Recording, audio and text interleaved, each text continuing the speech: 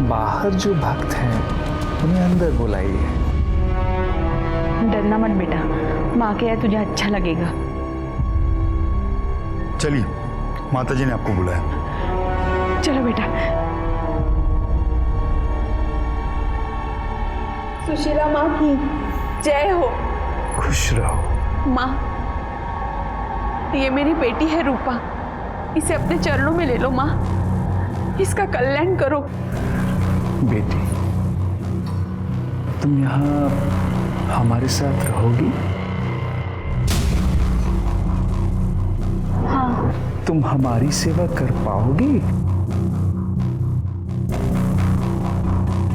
आओ मेरे पास आओ।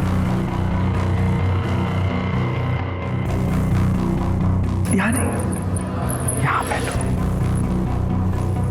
सुशीला माँ की, सुशीला माँ की, सुशीला माँ की।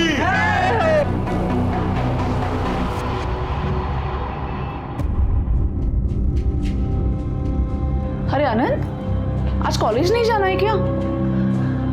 आई, पिछले साल बाबा के बर्थडे पे कितना एंजॉय किया था ना, और आज देखना बेटा, तेरे पापा जहां भी होंगे ना सही सलामत होंगे, और वो एक दिन लौटकर जरूर वापस आएंगे। आई, बाबा को गायब हुए 5 महीने हो गए हैं। मैं तो माँ से बस हर दिन एक ही प्रार्थना करती हूँ कि तेरे पापा जहां भी है सलामत रहे, और पुलिस उनके आने की जल्दी ही खबर दे दे।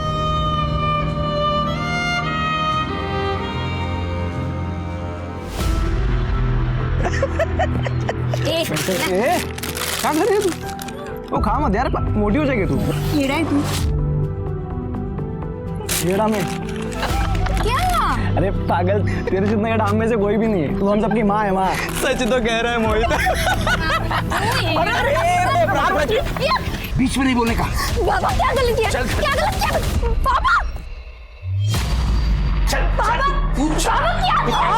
आप क्या करते हैं? बस क्या किया मैंने? सड़क के किनारे आवारा लड़कों के साथ मटर गश्ती कर रही थी, बाजारों औरतों की तरह हंस रही थी, और मुझसे पूछे क्या किया मैंने? दोस्त है वो मेरे बाबा। आए दोस्त तुम्हारे? सड़क चाप टपोरी नहीं है। और आई हंसी मजाक कर रहे थे हम लोग। क्या गलत किया मैंने? अरे क्या करता है? शांत हो बाबू को। मैं इसकी जल्द से जल्द शादी करा दूंगा, नहीं तो ना करके चली जाएगी, पता भी नहीं चलेगा। और सुन, तू घर के अंदर रहेगी, बाहर निकलेगी ना तो टांग तोड़ दूंगा तेरी। संभाल इसको। आई भाभी ना, ऐसा कोई करता है क्या? बेटा तू चुप हो जा, मैं बात करती हूँ उनसे।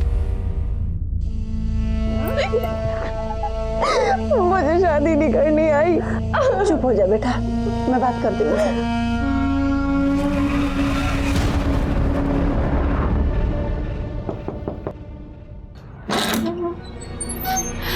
अरे माँ, आइए ना माँ। सुशीला माँ की, सुशीला माँ की, सुशीला माँ की। खुश रहो।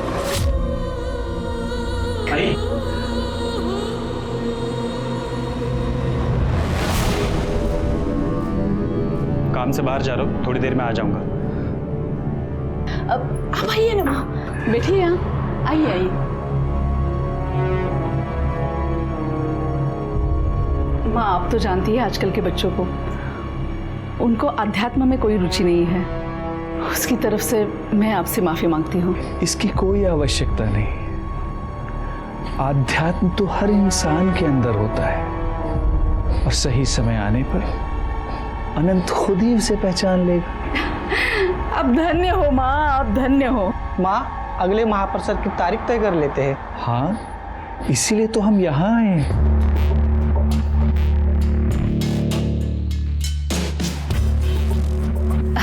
माँ, ये रहा पंचा।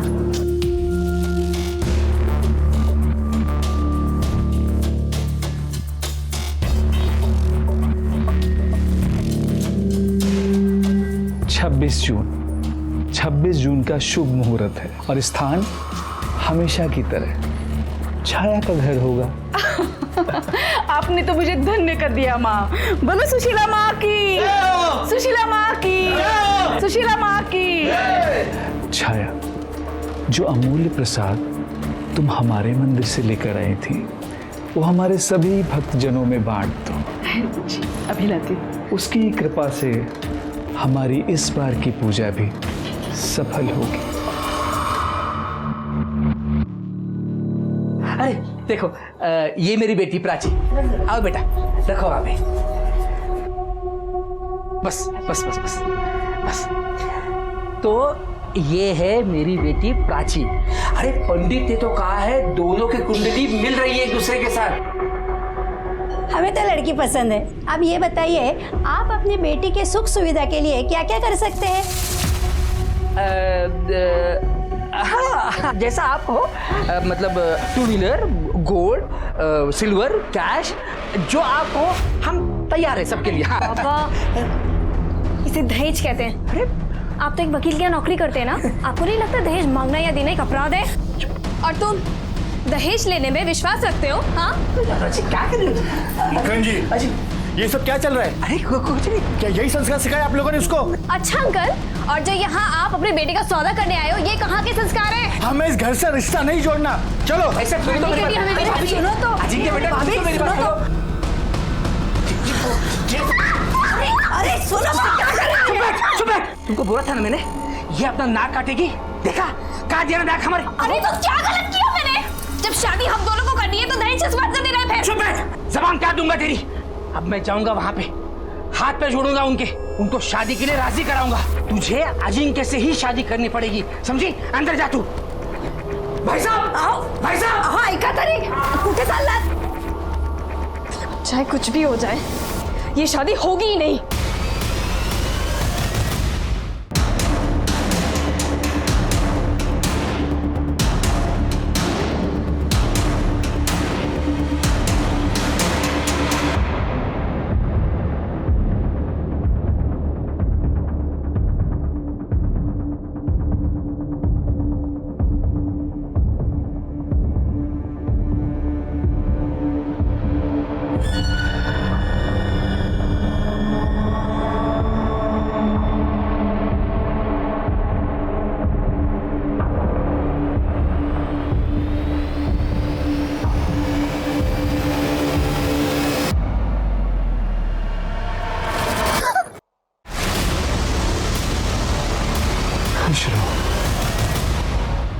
कहाँ जा रही हो?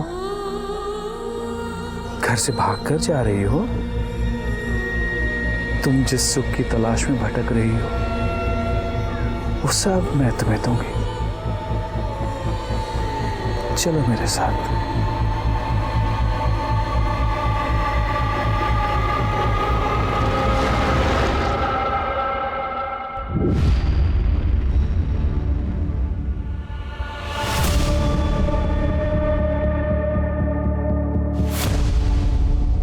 नमस्कार, मैं सोनाली कुलकर्णी क्राइम पेट्रोल 70 के इस नए अध्याय में आपका स्वागत करती हूं।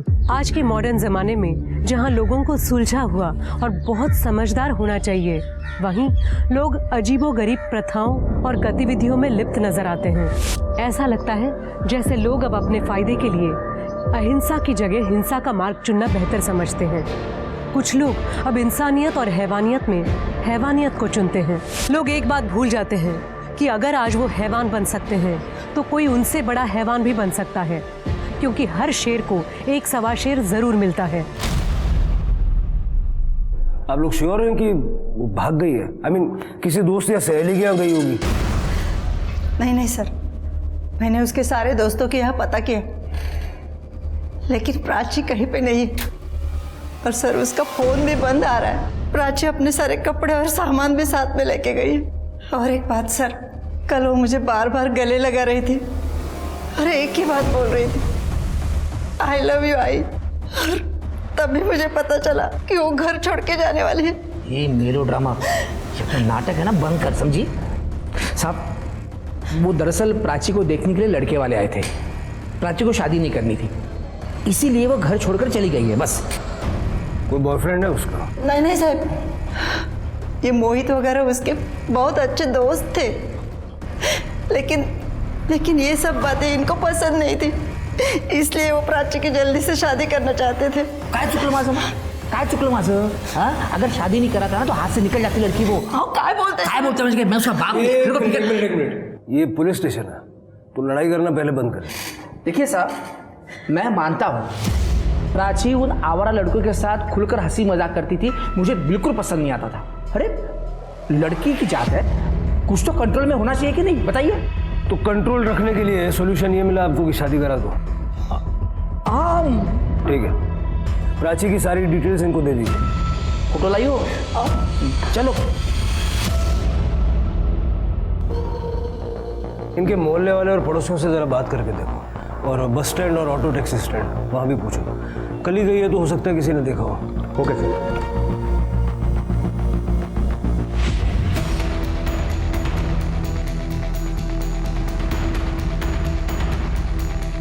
मकरंद अंकल ने प्राची को थप्पड़ मारा था, और जब मैंने उन्हें रोकने की कोशिश की तो उन्होंने मुझे भी मारा। प्राची ने तुम्हें कभी बताया था कि वो कहीं जाने वाली है या घर छोड़ने के बारे में कुछ बताया था? नहीं सर, इनफैक्ट मकरंद अंकल ने उस दिन के बाद से प्राची को हमसे मिलने से भी मना किया था। हाँ पूजा, बोलो। कहाँ? साई नगर के रिक्शा स्टैंड के पास?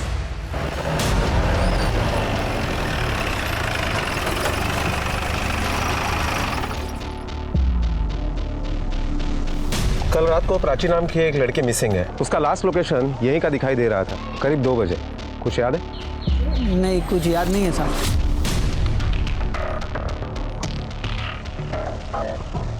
ये देखो, ये लड़की थी। हाँ याद आया साहब। वो क्या हुआ ना, कल मैं मेरा टिफिन दुकान पे ही भूल गया था, इसलिए मैं रात को लेने को आया। तब मैंने इस लड़की को एक औरत के साथ देखा था साहब। कौन थी वो औरत? वो तो पता नहीं साहब, क्योंकि मैं उसे ठीक से देख नहीं पाया साहब। लेकिन अच्छे घर की लग रही थी साहब, क्योंकि साड़ी और जेवर पहनी थी उसने। और कुछ याद आ रहा है? नहीं साहब। इसका मतलब है प्राची ने टैक्सी या ऑटो नहीं ली थी, लेकिन वो गई कहाँ?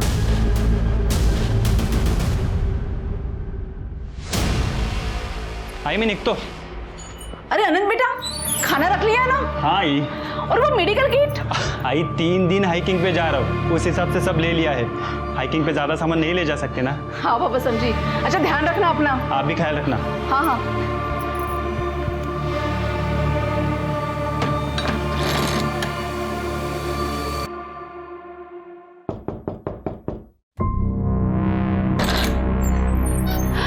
सुशीला माँ, आइए आइए। सुशीला माँ की जय हो। खुश रहो।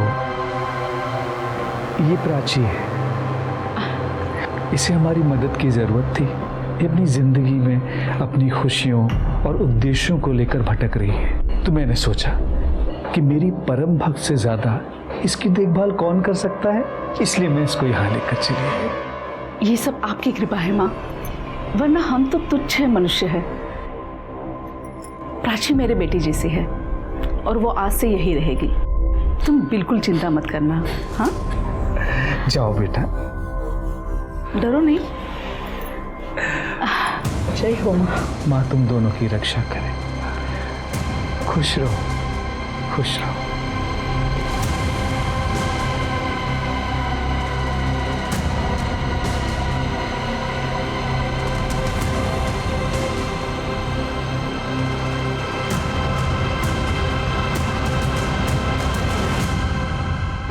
प्राची, इसे बस अपना ही घर समझना, बिल्कुल चिंता मत करना। हाँ चलो आओ। अरे शर्मा क्यों रही हो, आओ, तुम्हें तुम्हारा कमरा दिखाती हूँ। आ जाओ।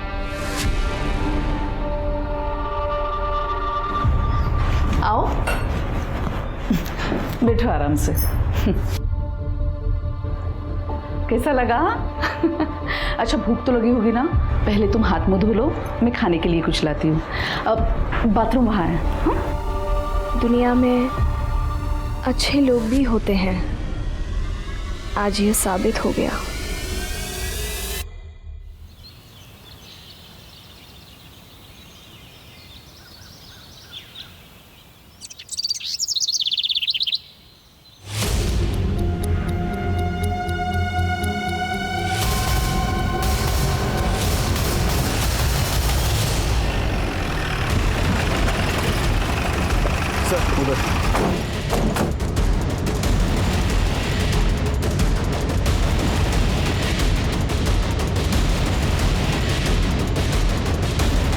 गड्ढा खोदो।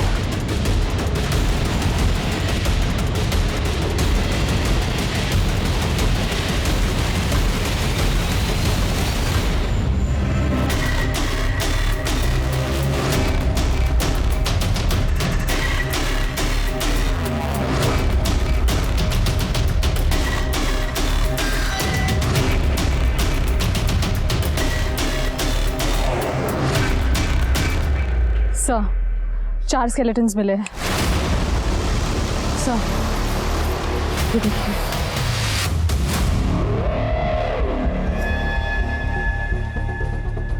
जितना टाइम बीत गया मुझे लगता नहीं कुछ मिलेगा, लेकिन फिर भी सब एक बार अच्छे से चेक करिए, क्या पता हमारा नसीब अच्छा हो।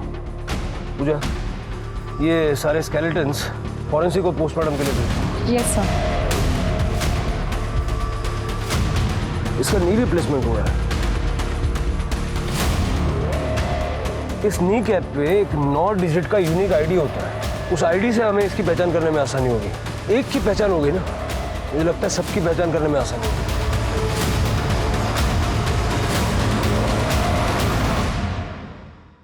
वाह काकी, ये कुर्ता कितना सुंदर है। आप इन्हें बेचती हैं क्या?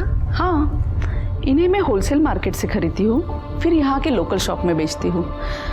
लेकिन अभी मुझे इस काम में किसी की सहायता की ज़रूरत है। मैं सोच रही हूँ क्यों ना तुम ही मेरा हाथ बटा दो, हम दोनों साथ में मिलकर बेचेंगे। लेकिन पहले ये महापूजा होने दो। सर, उस केस पर हमारे खबरियों को काम पे लगा दिया है। सर, पोस्टमार्टम रिपोर्ट के मुताबिक 3 बॉडी फीमेल्स की है जिनकी उम्र 18 से 25 साल के बीच में है, और 1 बॉडी मेल की है जिसकी उम्र 45 से 50 साल के बीच में है, और सिर्फ तीनों लड़कियों की मौत के बीच में 6-6 महीने का गैप है।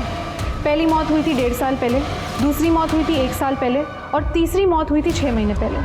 मौत की वजह? सर, किसी भारी चीज़ से बार बार वार करने की वजह से मौत हुई थी। और वो आदमी? सर, उसकी मौत 5 महीने पहले हुई थी, लेकिन मारने का तरीका सेम था। और सर, हमें जो नी कैप मिला था वो इसी आदमी का था, और उसके यूनिक कोड से हमने पता लगा लिया है कि उसका ऑपरेशन वर्षा ऑर्थोपेडिक क्लिनिक में हुआ था। नाम क्या उसका? प्रमोद मसूरकर, गोकुल सोसाइटी में रहता था। ये प्रमोद मसूरकर वही है ना जिसके मिसिंग कंप्लेंट हमारे पुलिस स्टेशन में कुछ दिनों पहले हुई थी? जी सर, मैंने दोबारा चेक किया, उसकी वाइफ छाया ने कंप्लेन की थी। ये आदमी उन 3 लड़कियों के साथ उस गड्ढे में पहुंचा कैसे? कनेक्शन क्या है? अरे अनंत, तू तो 3 दिनों बाद आने वाला था, इतनी जल्दी कैसे आया? तबीयत ठीक नहीं लग रही थी इसलिए वापस आ गया। क्या हुआ तेरी तबीयत को? ठीक तो है? छाया मसूरकर? जी हाँ, आइए ना, अंदर आइए। आपके पति प्रमोद मसूरकर के बारे में बात करनी थी। अब कहाँ है मेरे पति, कुछ पता चला क्या? देखिए, मुझे बताते हुए अफसोस हो रहा है कि उनकी मौत हुए काफ़ी दिन हो चुके हैं। क्या? उनकी बॉडी पूरी तरह से डिकम्पोज हो गई थी और हमें बेसिकली उनका कंकाल मिला। उनकी नी रिप्लेसमेंट सर्जरी हुई थी और उस नी कैप के नंबर के आधार पर हम अब तक पहुंचे।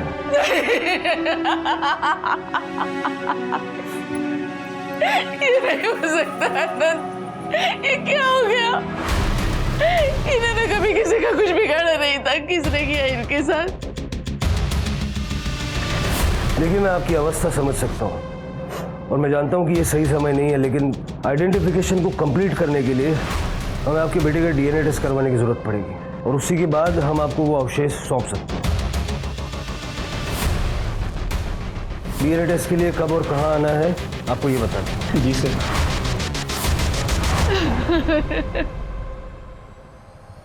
आंटी, आंटी क्या हुआ? रज बेटा, मैंने तुम्हें बताया था ना मेरे पति गुम हो गए। हाँ। अभी अभी पुलिस ने आकर बताया कि उनकी लाश मिल चुकी है। आई, ये कौन है? ये प्राची है बेटा, ये भी बड़ी मुसीबत में थी। सुशीला माँ ने मुझे इसकी देखभाल करने के लिए बुलाया।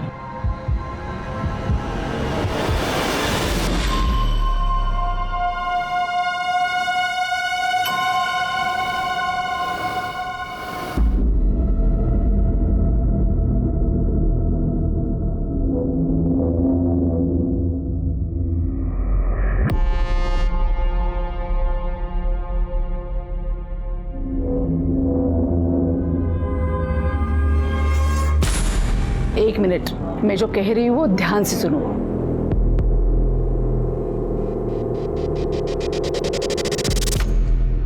एक क्लू इतना बारीकी से देख लिया, लेकिन अभी तक ये समझ में नहीं आ रहा है कि एक कैब ड्राइवर प्रमोद मसूरकर को कोई क्यों मारेगा।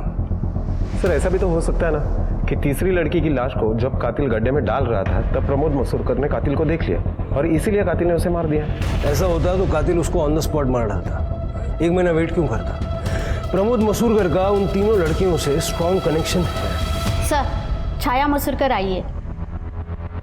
छाया जी, हम फिर से एक बार जानना चाहते हैं, जिस दिन आपके पति गायब हुए उस दिन एग्जैक्टली हुआ क्या था? अनंत उस दिन बाहर चला गया था, तो मैंने सोचा कि मेरे भाई विलास के घर चली जाती हूँ। प्रमोद ने मुझसे कहा था कि वो अपनी कैब से मुझे छोड़ आएंगे। हम जब वहाँ चले गए, अरे आइए ना, थोड़ी देर अंदर चलते। नहीं, अभी धंधे का टाइम है, बाद में आता हूँ। बाय। सर यही बैठा था मैं उस दिन जब छाया आई अंदर, मुझसे मिली और हम लोग अंदर चले गए। पूरे दिन छाया हमारे साथ ही थी। रात तक प्रमोद घर नहीं आया, उसका फ़ोन भी बंद था, तो हमें चिंता हुई। दूसरे दिन हमने मिसिंग कंप्लेंट लिखवाई, फिर पता चला कि प्रमोद नहीं रहा। अगर मुझे पता होता कि उस दिन मैं उसे आखिरी बार मिलने वाला हूँ तो मैं घर के बाहर जाके उसे ज़रूर मिला था। तुम्हारा कहने का मतलब है कि तुमने उस दिन प्रमोद को नहीं देखा? मैं जहाँ बैठा था वहाँ से मुझे प्रमोद दिखाई नहीं दे रहा था, पर वो कैब में छाया को छोड़ने आता, मतलब प्रमोद ही होगा ना। तो छाया ने उसे बाय भी बोला था। ये भी तो हो सकता है कि कैब उस दिन प्रमोद नहीं बल्कि कोई और चला रहा हो, और छाया ने ये दिखाने की कोशिश की हो कि वो प्रमोद को बाय कर रही थी। सर अगर वो प्रमोद था भी तो हमें ये नहीं पता कि वो यहाँ से कहाँ गया, उस गड्ढे तक कैसे पहुँचा। सर इनफैक्ट हमें आज तक उसकी कैब भी नहीं मिली है। एक मिनट सर। हेलो, क्या? ठीक है सर, अनंत का डीएनए प्रमोद के डीएनए से मैच नहीं हुआ। सर अनंत को हमने गोद लिया है। जब शादी के कई सालों तक हमें कोई औलाद नहीं हुई, तब प्रमोद और मैंने एक बच्चा गोद लेने का सोचा। अनंत को हमने एक अनाथ आश्रम से गोद लिया था जब ये 1 साल का था।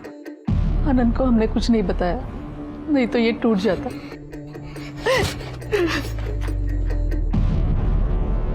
मेरा आनंद समझदार है, वो समझ जाएगा। विलास ने हमें बताया कि आखिरी दिन वो प्रमोद से मिला नहीं।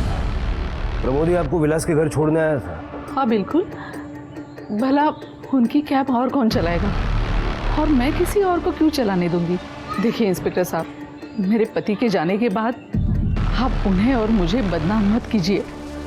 मैं अपनी जिंदगी में सब कुछ खो चुकी हूँ, अब मुझे मेरी इज्जत और सम्मान नहीं खोना है।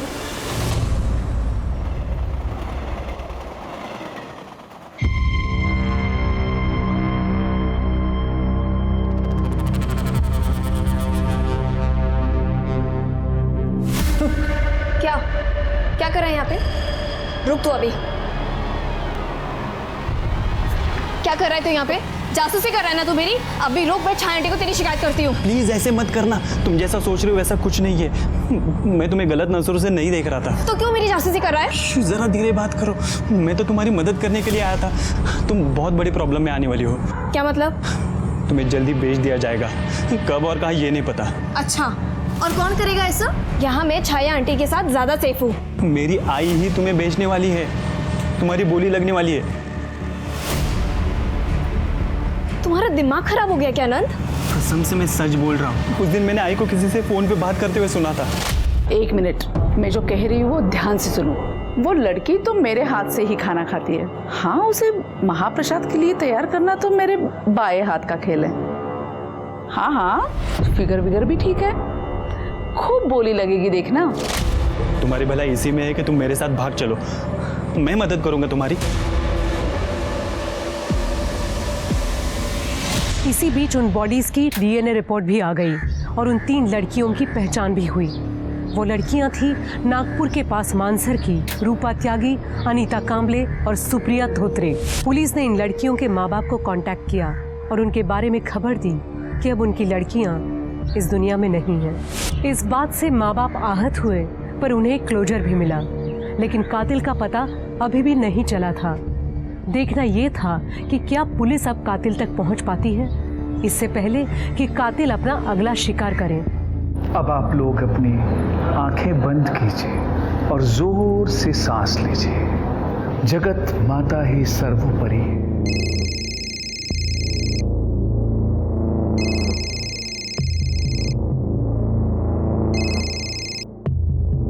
आंखें बंद कीजिए और एक लंबी सांस लीजिए।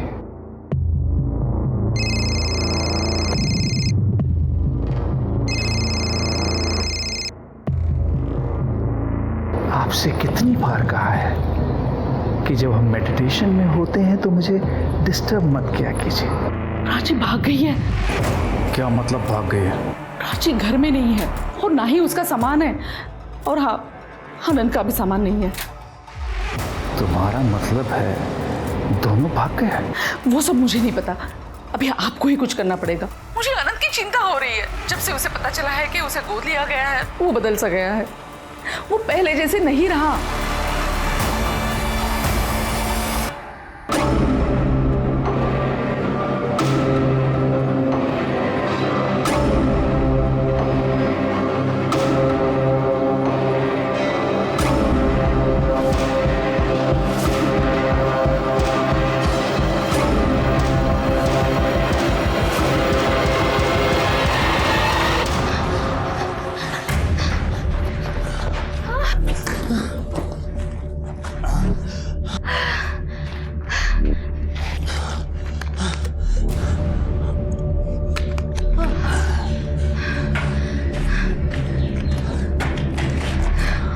तुम मुझे यहाँ क्यों लेके आए हो? तुम तो कह रहे थे कि तुम मुझे मेरे पेरेंट्स के पास छोड़ोगे। देखो, मेरी आई बहुत सारे लोगों को जानती है। अब तक उसने लोगों को हमारे पीछे लगा दिया होगा और वो सबसे पहले तुम्हारे घर जाएंगे। तो हमारी भलाई इसी में है कि हम कुछ दिन छुप के रहें। उसके बाद मैं तुम्हें तुम्हारे घर ले जाऊंगा, पक्का।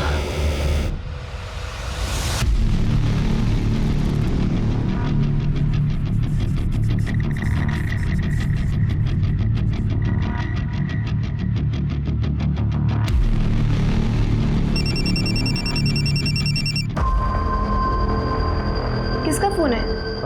नहीं, कुछ नहीं।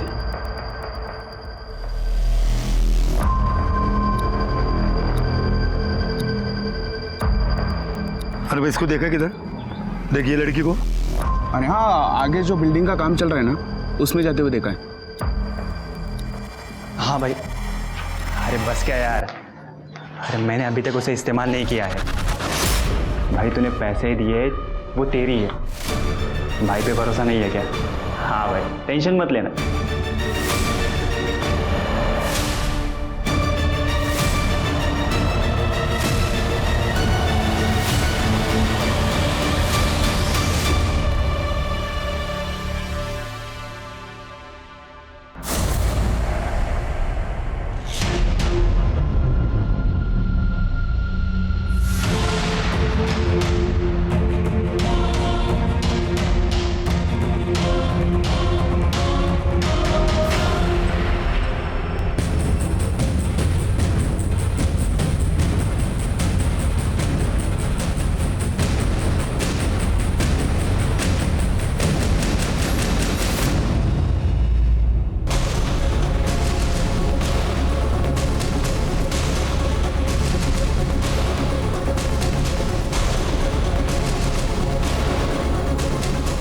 हेलो सर, जिस लड़की की मिसिंग कंप्लेंट थी वो मिल गई है मुझे। सर, वो साड़ी वाली लेडी मुझे ढाबे के पास मिली थी। वो मुझे घर में लेके गई। उस औरत ने मुझे रहने की जगह दी, खाना दिया और ये भी कहा था कि वो मुझे आगे जाके काम भी देगी। नाम क्या है उन औरतों का? सुशीला माँ और छाया मसूरकर। छाया आंटी गोकुल सोसाइटी में रहती है। छाया मसूरकर? इनका बेटा है ना अनंत? हाँ सर, अनंत। सर, उसी ने मुझे बताया था कि छाया आंटी मुझे बेचने वाली है। उसने मुझे घर से भागने में मदद भी की, लेकिन सर वो भी झूठ बोल रहा है। मैंने अभी तक उसे इस्तेमाल नहीं किया है। भाई तूने पैसे दिए, वो तेरी है। भाई पे भरोसा नहीं है क्या? तो इसका मतलब जब हम छाया मसूरकर के घर उनके पति की मौत की खबर देने गए थे, तुम उसी घर में थी? पर सर, जब तक मैं बाहर आई आप लोग जा चुके थे। और जब हम उनको ये बताने गए थे कि अनंत का डीएनए प्रमोद से मैच नहीं करता, तब? सर, छाया आंटी ने बताया था कि आप लोग आने वाले और मैं बाहर ना आऊँ। अगर मैं बाहर आती तो आप लोग मुझे मेरे पापा के पास सौंप देते। सर, छाया के घर पे जाने के पहले हम लोगों ने उसे फ़ोन किया था, शायद वो अलर्ट हो गई हो। ये सुशीला माँ दिखती कैसी है? कोई फोटो वोटो है उसकी? नहीं सर, फोटो नहीं है, लेकिन वो साड़ी पहनती है, बड़ा टीका लगाती है और बहुत सारे जेवर पहनती है। एक मिनट। हेलो, ठीक है सर, हमारे कांस्टेबल ने वो अंडर कंस्ट्रक्शन बिल्डिंग पूरी छान मारी, लेकिन अनंत का कहीं पता नहीं चला। फोन ट्रैक करो उसका, जल्द से जल्द चाहिए वो मुझे। स्मिता जी, अब प्राची का ख्याल रखिए और चल के छाया मसूरकर से बात करते हैं। बहुत हो गई प्यार से बातचीत, अब सच तो निकालना पड़ेगा।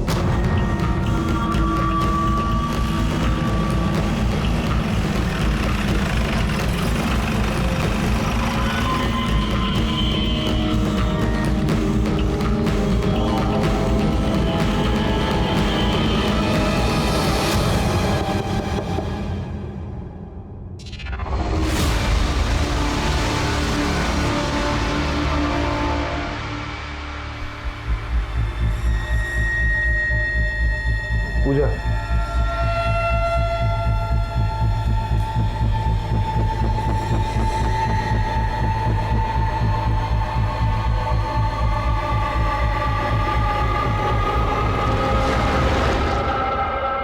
गला दबा के मारा गया है। सारा घर अच्छे से चेक करिए।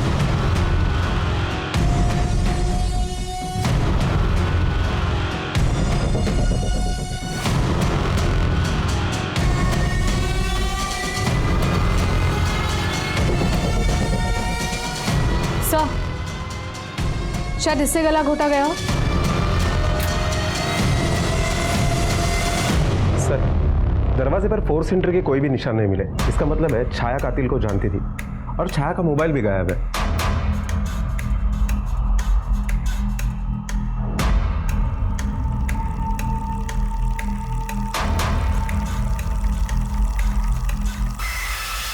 सर, ये देखिए, इसे बुक देख के लगता है कि बुक जादू टोने की है सर। और ये प्रसाद मंदिर के पास बहुत ज़्यादा क्वांटिटी में मिला। और सर, ये सीडीज, सर इन सीडीज पे शायद उन 3 लड़कियों के नाम मिले हैं जिनकी स्केलेटन्स हमें उस गड्ढे में मिले थे।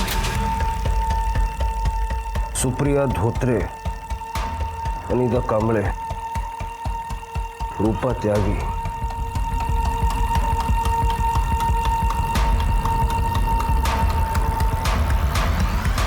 देखिए इस लड़की को, सुशीला माँ ने इस लड़की को 100% शुद्ध कर दिया है। जो भी इसके साथ सोएगा उसे शक्ति और समृद्धि प्राप्त होगी।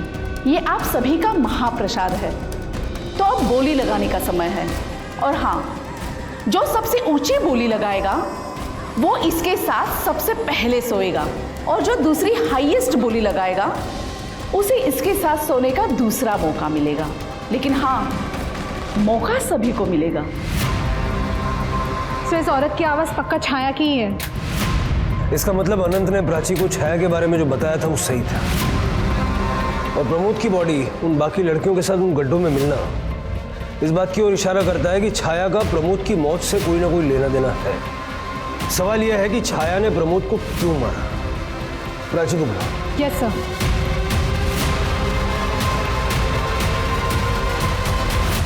प्राची, क्या अनंत ने घर से भागने से पहले छाया का खून किया था? नहीं सर, नहीं पता। उस दिन हम लोग सुबह जल्दी निकल गए थे घर से। तो हॉल खाली था? जी सर। इसका मतलब अनंत ने वापस आकर छाया का खून किया, या हो सकता है छाया को किसी और ने मारा। प्राची, प्राची, बाबा, बाबा, सॉरी बाबा, बाबा आई एम सॉरी, मुझे घर जाना है। ठीक है बेटा, अपने घर चलते हैं। थैंक यू इंस्पेक्टर साहब, थैंक यू।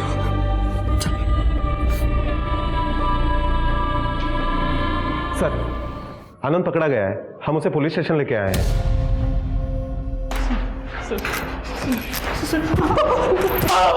सर, आप तो कोई गलतफहमी हुई है सर। मैं प्राची की डील नहीं कर रहा था। मैंने उस दिन आई को किसी से फोन पे बात करते हुए सुना था। वो लड़की तो मेरे हाथ से ही खाना खाती है। हाँ, उसे महाप्रसाद के लिए तैयार करना तो मेरे बाएं हाथ का खेल है। हाँ हाँ, फिगर विगर भी ठीक है, खूब बोली लगेगी देखना। लेकिन मुझे नहीं पता वो फोन पे किसके साथ बात कर रही थी। मुझे यकीन ही नहीं हुआ कि मेरी सीधी सादी आई ऐसा भी कर सकती है। उस दिन मैंने अपने कानों से सुना, इसलिए मैंने प्राची को बचाने का सोचा सर। ताकि तू प्राची को किसी और को बेच सके। हाँ? बोल। नहीं सर। किसको बोल रहा था? जब मर्जी आके ले जाना। सर वो मैं अपने दोस्त के सेकंड हैंड कार के बारे में बात कर रहा था, आगे मैंने किसी को बेची थी, ब्रोकरेज के लिए कर रहा था सर। सर कसम से मैं प्राची के बारे में बात नहीं कर रहा था। जब प्राची तेरे हाथ से निकल के भाग गई तो घर जाके अपनी आई का मर्डर कर दिया। सर कसम से मैंने अपने आई को नहीं मारा, मैं तो घर जाना ही नहीं चाहता था। मैंने सोचा मुंबई जाऊंगा, अपनी लाइफ बनाऊंगा। सर हाँ, कल सुबह सुशीला माँ घर आने वाली थी आई को मिलने। वो मुझे कभी पसंद नहीं आई सर, पर आई उनके साथ खुश रहती थी इसलिए मैंने कभी उन्हें मना नहीं किया। सुशीला माँ नंबर है उसका? नहीं सर। जब तक इसकी कहानी वेरीफाई नहीं हो जाती ये यहीं रहेगा। इस सुशीला माँ को ढूंढना पड़ेगा। चलो तब तक प्राची से बात करते हैं। साहब मेरी बेटी प्राची फिर से गायब हो गई है। फिर से? जी। कैसे, क्या हुआ, क्या था? साहब प्राची के घर आने के बाद मैं शिरडी चली गई थी साईं बाबा का दर्शन करने, और आज सुबह जब मैं आई घर पे तो प्राची घर पे नहीं थी। हाँ साहब, रात तक सब कुछ ठीक ठाक था साहब। प्राची इसके आने का इंतजार भी कर रही थी। सुबह उठकर मैंने देखा तो प्राची घर पर नहीं थी, उसका फोन भी यहीं पे पड़ा हुआ था। ऐसे कैसे फोन छोड़ के चली गई? कहाँ गई होगी?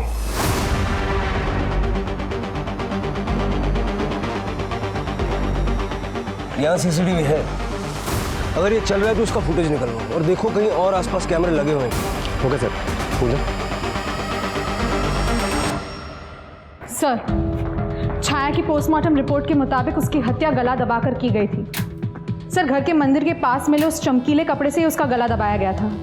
गले पे मिले फाइबर्स उस कपड़े से मैच करते हैं। और सर मंदिर के पास हमें जो प्रसाद का पैकेट मिला था उसमें ड्रग्स थे। सुशीला माँ के बारे में कुछ पता चला? उसका नाम, एड्रेस, फोन नंबर, कैसे दिखती है, कुछ भी? सर हमने ढाबे के मालिक गणेश और आनंद के साथ भी बात की।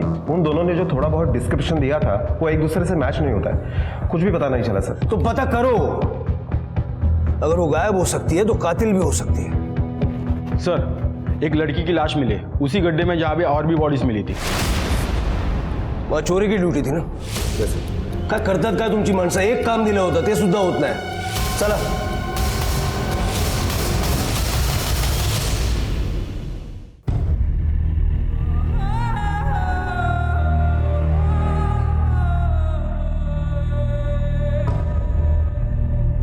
सॉरी सर, मुझे थोड़ी आग लग गई थी सर, इसलिए ध्यान नहीं दे पाया। कल आके अपना लेटर ले जाना, अरे जाके आराम से सुनो। Sorry sir.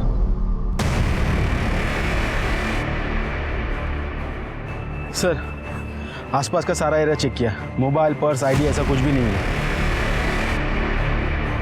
सर प्राची के प्राइवेट पार्ट्स के आसपास काफ़ी चोट आई है, काफ़ी टॉर्चर किया गया है उसे, रेप के भी चांसेस है। सीमेन सैंपल से क्लियर हो जाएगा। बॉडी को पोस्टमार्टम के लिए भेजो और अनंत का सीमेन सैंपल से मैच कर दो। Yes sir.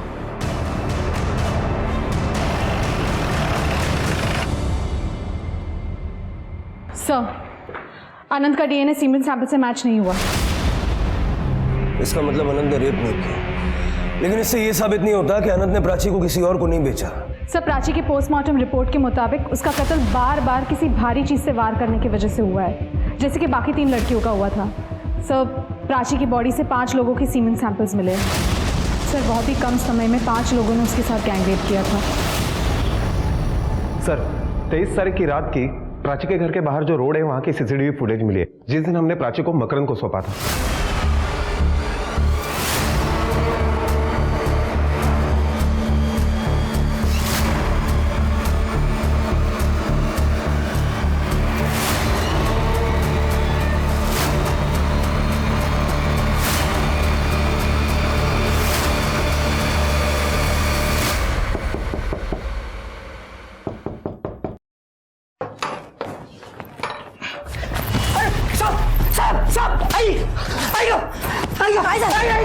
सब क्यों मार रहे हैं मुझे? कौन थी वो औरत? कौन थी वो औरत जिसके हवाले तूने प्राची को किया? बोलने तो हड्डी पसली एक कर दूंगा। साहब आप इन पे क्यों हाथ उठा रहे हो? जब ये बताएगा ना इसने क्या किया है, आपका भी हाथ उठेगा इसके ऊपर। बता दो सब। उस दिन एक औरत हमारे घर पर आई साहब, उसने कहा प्राची अब शुद्ध नहीं रही, वो कई लोगों के साथ सो चुकी है। अगर ये बात समाज में पता चलती तो क्या होता हमारा। साहब वो औरत प्राची के बदले में मैंने पैसे ले लिए साहब। प्राची के दूध में मैंने बेहोशी की दवा डाल दी और जब प्राची बेहोश हो गई तब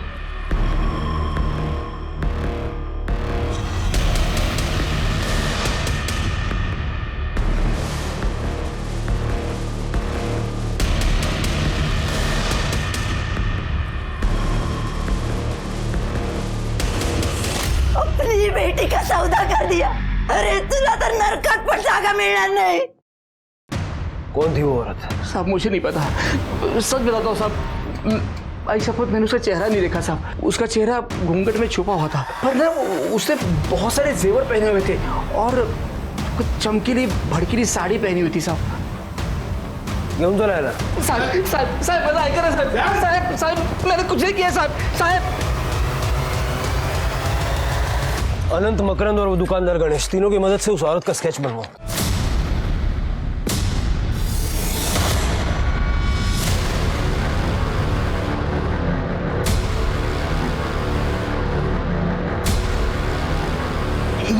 यही है वो, यही है सर, यही है सुशीला माँ।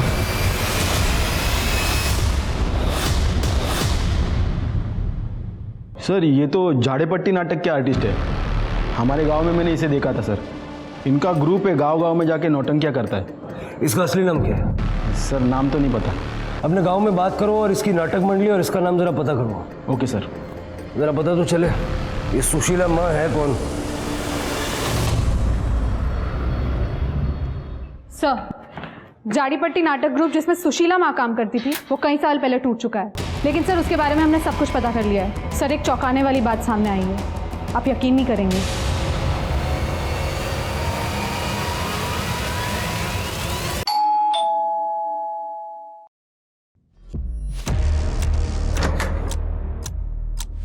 जी सुहास मात्र है। हाँ मैं हूँ। अरे सर क्या क्या बात क्या है सर? उस बैग में क्या है? बैग में सर जो होता है वही है।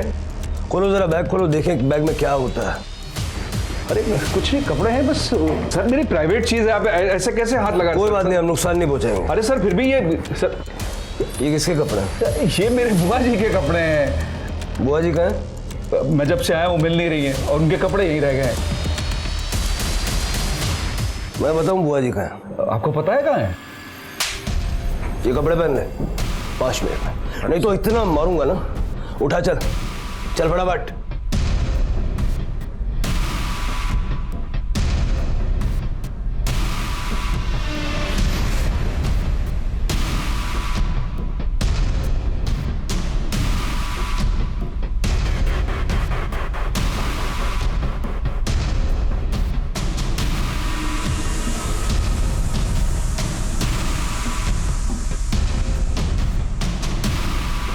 खुश रहो।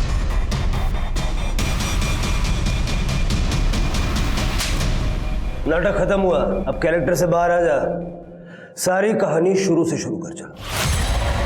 सर गांव में मेरी नाटक कंपनी खत्म होने के कगार पे थी, तो मैं शहर चला आया और यहाँ झाड़ीपट्टी नाटक में मैं औरत का रोल करने लगा।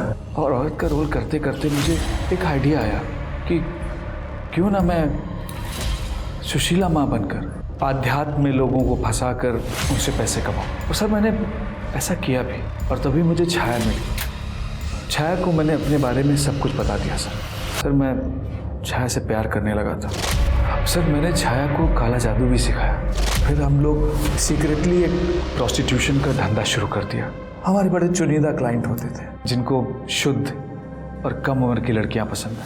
और सर महाप्रसाद के नाम पर हमने लोगों को ड्रग्स देना शुरू किया। उससे उनको सर बड़ी असीम सुख की प्राप्ति होती थी। और प्रमोद को तुम दोनों के बारे में पता चल गया था? नहीं सर, उसे छाया के बारे में पता चल गया था, तो वो उसे धमकी देने लगा कि ये काम बंद कर दो, नहीं तो मैं पुलिस के पास चला जाऊंगा।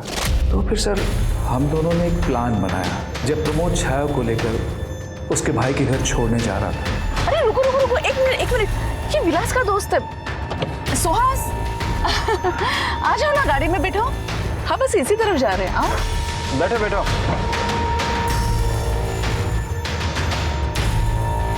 बस बस यही रोक दीजिए। यहाँ कहाँ उतरोगे?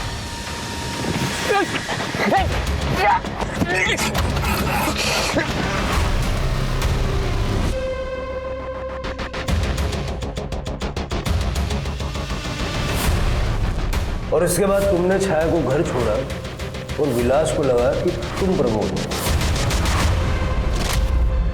लेकिन वहां से लौटते हुए मैंने कैब तालाब में डुबो दी और प्रमोद का फोन नागपुर से 50 किलोमीटर दूर ले जाके तोड़ दिया सर। उन 3 लड़कियों को क्यों मारा? मारा कहाँ सर, बलि दी है अपने क्लाइंट्स की तरक्की के लिए, और ये तो हमारी पूजा का ही हिस्सा है सर। छाया को क्यों मारा? मुझे पता चला 26 जून को जब हमारे यहाँ महाप्रसाद की पूजा थी कि छाया हमारे क्लाइंट से एक्स्ट्रा पैसे की डिमांड कर रही है, और उसने मुझे बताया भी नहीं सर। तो मुझे बहुत गुस्सा आया और उस रात मैंने अनंत और प्राची को बात करते हुए देखा था। क्या कर रहे थे यहाँ पे? जासूसी कर रहा है ना तू मेरी? अभी रुक, मैं छाया आंटी को तेरी शिकायत करती हूँ। तुम बहुत बड़ी प्रॉब्लम में आने वाली हो। क्या मतलब? तुम्हें जल्दी बेच दिया जाएगा। अच्छा, और कौन करेगा ऐसा? मेरी आई ही तुम्हें बेचने वाली है। उस रात मैं छाया के पास ही रुका था। मैंने छाया को उस प्लान के बारे में नहीं बताया, और इस बार मैंने सोच लिया कि प्राची को मैं अकेले पकड़ूंगा और उसको बेचकर पैसा कमाऊंगा, और किया भी ऐसे ही सर। मैंने मकरंद के साथ उसकी डील कर दी।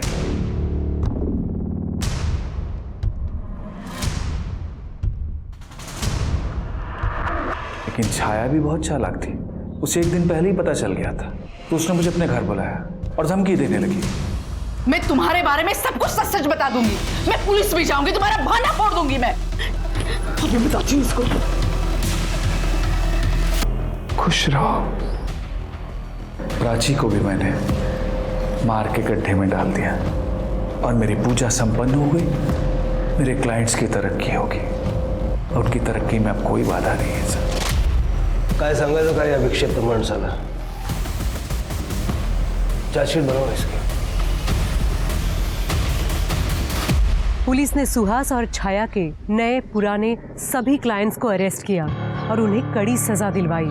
लेकिन आज भी हमारे समाज में न जाने ऐसे कितने क्लाइंट हैं जो सड़कों पर खुलेआम घूम रहे हैं, और अपनी कपोल कल्पनाओं को पूरा करने के लिए वो मासूम जिंदगियों को रोंदने से भी नहीं चूकते। आज के दौर में तरक्की और पैसा कमाने के लिए लोग मेहनत पर यकीन नहीं करते, बल्कि वो आसान रास्ता ढूंढते हैं जिसमें दूसरों के खून से वो अपना महल बनाने का सपना देखते हैं। लेकिन वो भूल जाते हैं कि महल वही खड़ा रहता है जो आपके खून पसीने से बनता है, ना कि निर्दोष लोगों के। अब मैं सोनाली कुलकर्णी आपसे विदा लेती हूँ। फिर मिलेंगे एक ऐसे ही चौंका देने वाले केस के साथ क्राइम पेट्रोल सतर्क में। तब तक अपना और अपने परिवार का ख्याल रखिए। आप जानते हैं हम सब एक मुश्किल दौर से गुजर रहे हैं। कृपया मास्क पहने, समय समय पर हाथ धोते रहें और उचित दूरी बनाए रखें। देखते रहिए क्राइम पेट्रोल सतर्क। जय हिंद।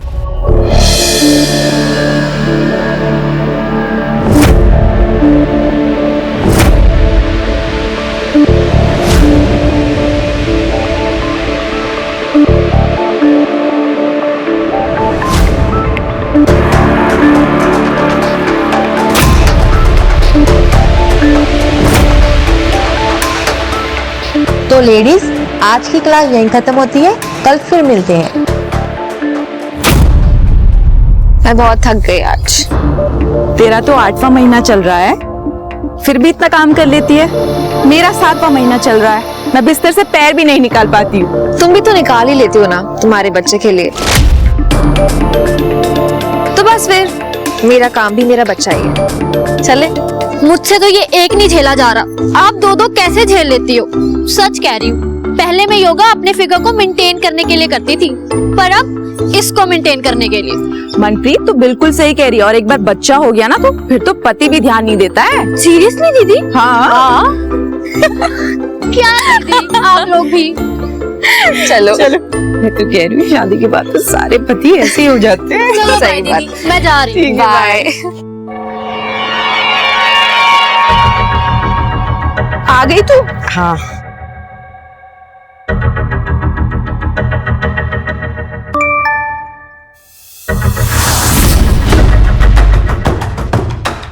अंजू, हाँ क्या हुआ? कोई टेंशन है? नहीं, कुछ भी नहीं।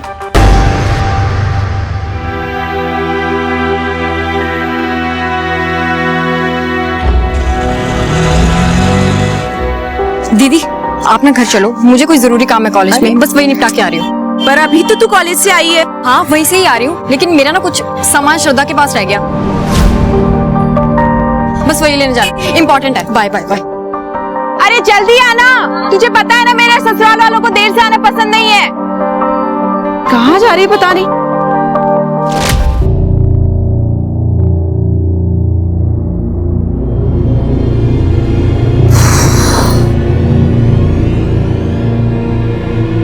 रुको,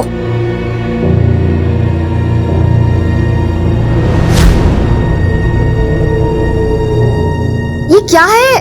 इतना नमक, इसे खाकर कौन वापस आएगा यहाँ पे? मैं ढाबा कैसे चलाऊंगी? अरे इसीलिए तो बोला है मेम साहब, बंद कर दीजिए ये ढाबा। अरे औरतों के बस का नहीं है ये ढाबा बाबा चलाना। बग्गा तुम यहाँ क्या कर रहे हो? अरे मैडम कब समझोगे आप? मैडम दाल में नमक और आदमी में गुस्सा, अगर दोनों ज्यादा हो जाए ना तो स्वाद खराब कर देते हैं। आप बेच क्यों नहीं देती हमें? अरे सबको पता है आप कितना नुकसान उठाती हो।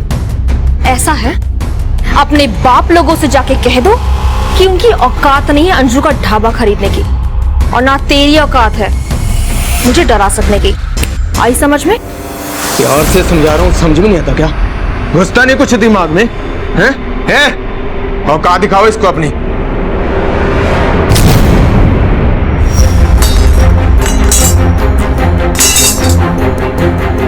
अरे छोड़ो, जाओ यहाँ से।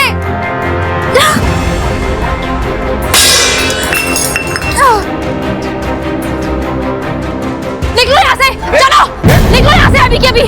हट जाओ, देख लग जाएगी। जाओ यहाँ से, चलो निकलो, हट जाओ, दोबारा मत आना। चलो निकलो, इसे बाद में देख लेंगे। चलो चलो।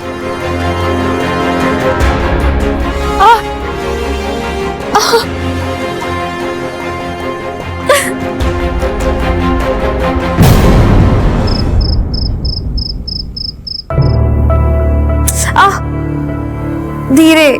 ये मर्दों को सुधारने का आंदोलन तुम थोड़ी देर बाद नहीं कर सकती? और ये ढाबा कुछ दिनों के लिए बंद कर दो।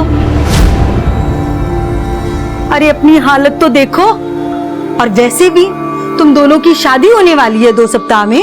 वो चाहते ही यही है कि मैं अपना ढाबा बंद कर दूं, पर मैं झुकूंगी नहीं। अरे माँ एक मिनट। अंजू मुझे पता है तुम बहुत ब्रेव हो, पर अपना ख्याल रखा करो ना। पता नहीं क्या जादू कर दिया मेरे बेटे पर। अरे इसको से कुछ दिखाई सुनाई नहीं देता।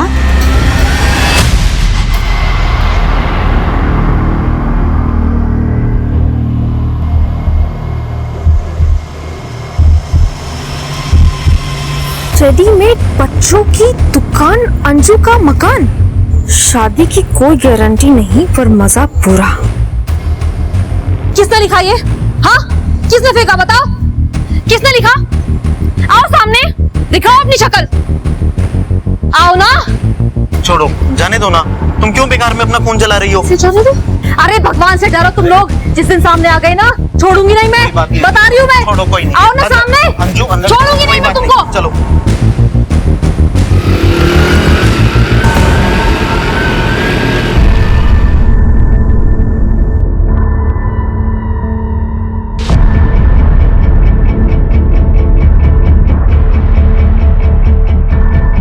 अरे प्रीति, ले बेटा, थोड़े दिनों में तेरी ना गोद भराई है, मेहमान आएंगे, तुम्हारी ये हड्डियां देखकर क्या सोचेंगे? मम्मी जी हड्डियां?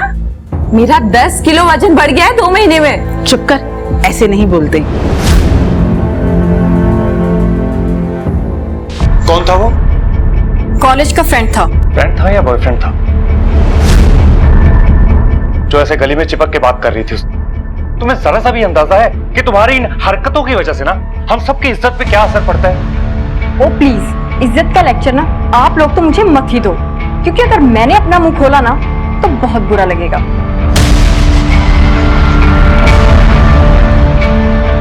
देखा, एक दिन ना तुम्हारी बहन ना हम सबके चेहरे पे काली पुतवाई। अभी बहू पर चिल्लाओ मत, बच्चे पर बुरा असर पड़ता है। और वैसे भी एक पहले जो हुआ उसके बाद तुझे इसका और अच्छे से ख्याल रखना चाहिए।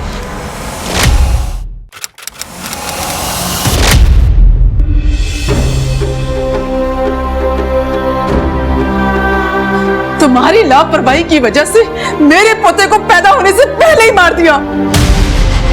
माँ प्लीज, देखिए उसकी तबीयत ठीक नहीं है, ये सही वक्त नहीं ये सब बातें करने का।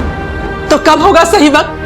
अरे एक माँ अपने बच्चे की जान बचाने के लिए अपनी जान तक दे देती है, और ये कैसी माँ है जो अपने पेट में पल रहे बच्चे तक को नहीं बचा पाई? कैसी माँ है ये?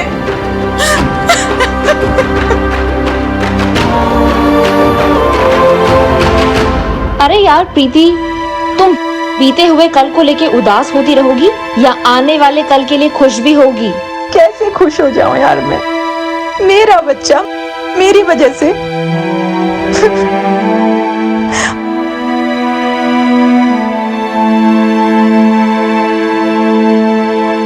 अगर तुम नहीं होती तो क्या होता मेरा? मैं यही हूँ और आने वाले 40-50 साल के लिए भी यही हूँ। झेलने के लिए तैयार है ना मुझे?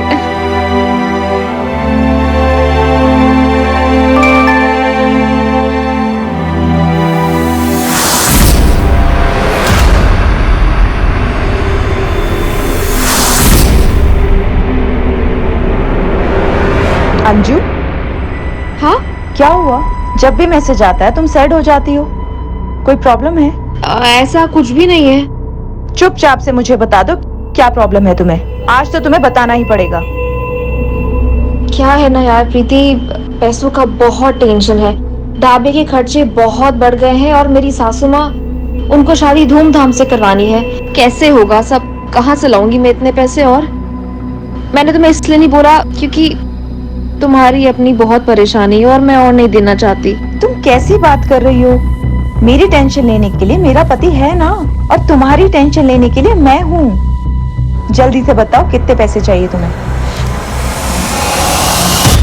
बस तुम्हें क्या लगता है कि पैसे पेट पे उगते हैं जो तुम पर और तुम्हारी फालतू की सहेलियों पर खर्च करूं मैं? मैंने तुमसे कभी कुछ मांगा है पहले? उल्टा मैंने तुम्हारे लिए इतना कुछ झेला है। झेलना होता क्या पता भी है तुमको? प्रेग्नेंट तुम नहीं हो पा रही थी, अपनी बहन को यहाँ मेरे सर पे चढ़ा के रखा हुआ है, और इन सब के बावजूद तुम चाहते हो कि मैं तुम्हारा एहसान मानूं? हाँ, एक फूटी कोड़ी नहीं दूंगा तुम्हें। ये बात ना अपने दिमाग में बिठा लो।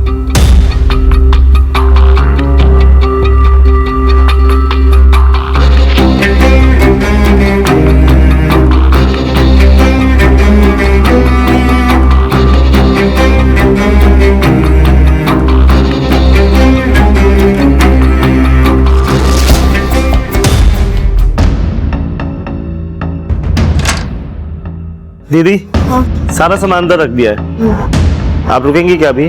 नहीं, मैं भी बस निकल ही रही हूँ। वो वीरो को फोन करी थी, पता नहीं कहाँ उठा नहीं रहा। आप चलो। ठीक है दीदी। कहाँ हो यार? मैं निकल रही हूँ, मैं हाईवे की तरफ जा रही हूँ, मुझे वहीं मिलो।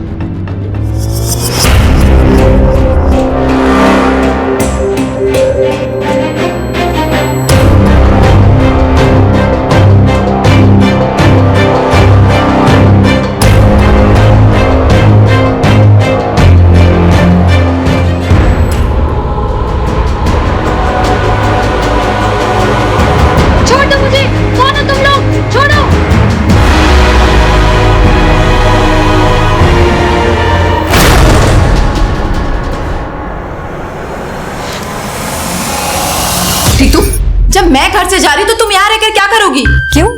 मेरा कॉलेज है, यहाँ दोस्त हैं और भी बहुत कुछ है मेरे पास करने को। आपको जाना है तो जाओ, मैं यहीं रुकूंगी। प्रीति, तुम भी यहीं रुको। ये लड़की अकेली यहाँ नहीं रहेगी। कौन करेगा इसकी सेवा? खुद से तो ये एक गिलास पानी भी नहीं उठा सकती। मम्मी जी, मुझे मायके जाना है, मेरा मन नहीं लग रहा है यहाँ पर। अभी माँ प्लीज, अगर वो नहीं रुकना चाहती ना, उसके साथ जबरदस्ती करके कोई फायदा नहीं है। अभी या तो ये दोनों बहनें यहाँ रहेंगी या दोनों ही जाएंगी। मैंने कह दिया, बस कह दिया।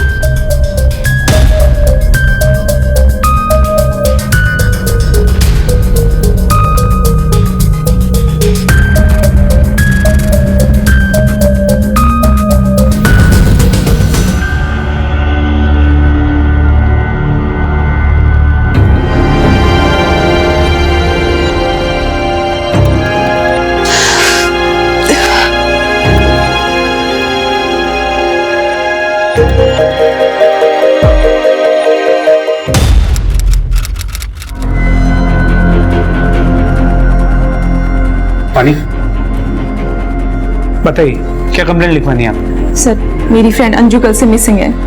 उसका फोन भी बंद आ रहा है सर, और वो घर पर भी नहीं है सर। तो आपको ऐसा क्यों लगता है क्यों मिसिंग है? हो सकता है कहीं चली गई। सर, उसने ऐसा कभी नहीं किया। वो बिना बताए कभी कहीं नहीं गई। प्लीज उसे ढूंढ लीजिए, वो जरूर किसी परेशानी में है सर, प्लीज। अरे यार, क्या फर्क पड़ता है, बॉस नया हो या पुराना, होते तो खड़ूस ही है ना। कम से कम पुराने वाले की आदत तो थी, नए वाले की वापस से आदत डालनी पड़ेगी। ओ बाय द वे, शर्मा कह रहा था बहुत डिमांडिंग है ये। वो तो मैं हूँ, अगर नहीं होगा तो ऑफिस आवर्स में ऐसे ही गॉसिप चलती रहेंगी। So I'm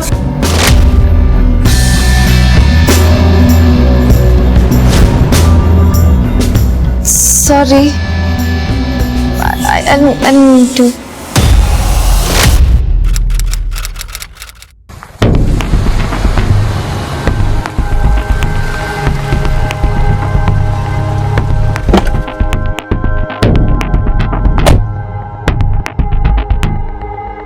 से दरवाजा तोड़ दीजिए, मैं आपको परमिशन दे रही हूँ। आपको खुद पता चल जाएगा वो रात को घर आई थी या नहीं। आप इतनी परेशान क्यों? अंजू का परिवार नहीं है, उन्हें उसकी परवाह नहीं है। सर, उसकी कोई फैमिली नहीं है सिवाय उसके मंगेतर वीरू के, और मुझे नहीं पता वो कहाँ है और अंजू को क्यों नहीं ढूंढ रहा है। देखिए, वो जो कुछ भी है, हम ऐसे ताला नहीं तोड़ सकते। सर, क्या हुआ यहाँ पे? आप लोग? सर, यही है अंजू का मंगेतर वीरू। आपकी मंगेतर कहाँ है? हम उसे ढूंढते हुए यहाँ आए। मुझे खुद नहीं पता सर, मैं तो खुद उसे ढूंढता हुआ यहाँ पे पहुंचा हूँ। आपके पास घर की चाबी है? नहीं सर। तो फिर हमें ताला तोड़ना पड़ेगा। परमजीत, ताला तोड़वाओ। सर।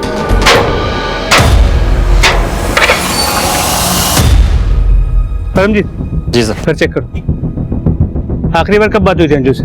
कल दिन में अंजू के ढाबे पर ही उससे मिला था मैं। उसके बाद बात ही नहीं हुई? सर, अब कॉलेज में थोड़ी ना पढ़ते हैं कि हर टाइम फोन पर लगे रहें, और 2 दिन में शादी है हमारी सर। उसकी शॉपिंग के लिए हम शाम को मिलने वाले थे। मैंने जब फोन ट्राई किया तो उसका फोन नहीं मिला सर, बंद था। तो मुझे लगा शायद वो चार्ज करना भूल गई, इसलिए बंद है। और मैं भी थका हुआ था सर, इसलिए मैं सीधा घर जाकर सो गया।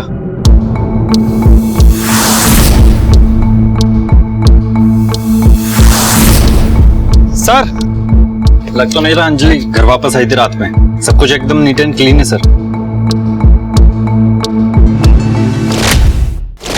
सिंह, 2 दिन में इस लड़की की शादी होने वाली थी, कुछ दिन में मां भी बनने वाली थी, ढाबा चला रही थी, सो अलग। कुछ फिट नहीं बैठ रही ये बात। सब कुछ तो इसकी लाइफ में ठीक चल रहा था, फिर ऐसे ही बिना किसी को बताए कहीं चली गई, पॉसिबल नहीं है। सर, इसकी मोबाइल की लोकेशन रिकॉर्ड मंगवा ली है, उसकी लास्ट लोकेशन से शायद कुछ पता चले। जब तक सेल की लोकेशन नहीं आती, ढाबे पर पता करो। आखिरी बार वो वहीं से निकली थी जब गायब हुई। सर, कुछ बताया था कहाँ जा रही है? सर, मैंने पूछा तो नहीं, लेकिन दीदी बहुत जल्दी में थी। क्या ढाबे पे कोई प्रॉब्लम, कोई मसला या कुछ आसपास? सर, वो एक बग्गा नाम का आदमी दीदी को बहुत परेशान करता था। प्यार से समझा रहा हूँ, समझ में नहीं आता क्या? घुसता नहीं कुछ दिमाग में। तो ये बग्गा कल यहाँ ढाबे पे आया था या कहीं आसपास दिखा था? सर, अंजू की लास्ट लोकेशन मिल गई है, यहाँ से निकलने के बाद की।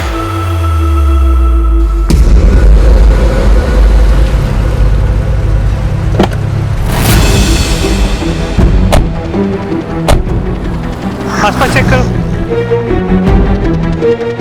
इस तरफ देखो। सर, ये फोन मिला है।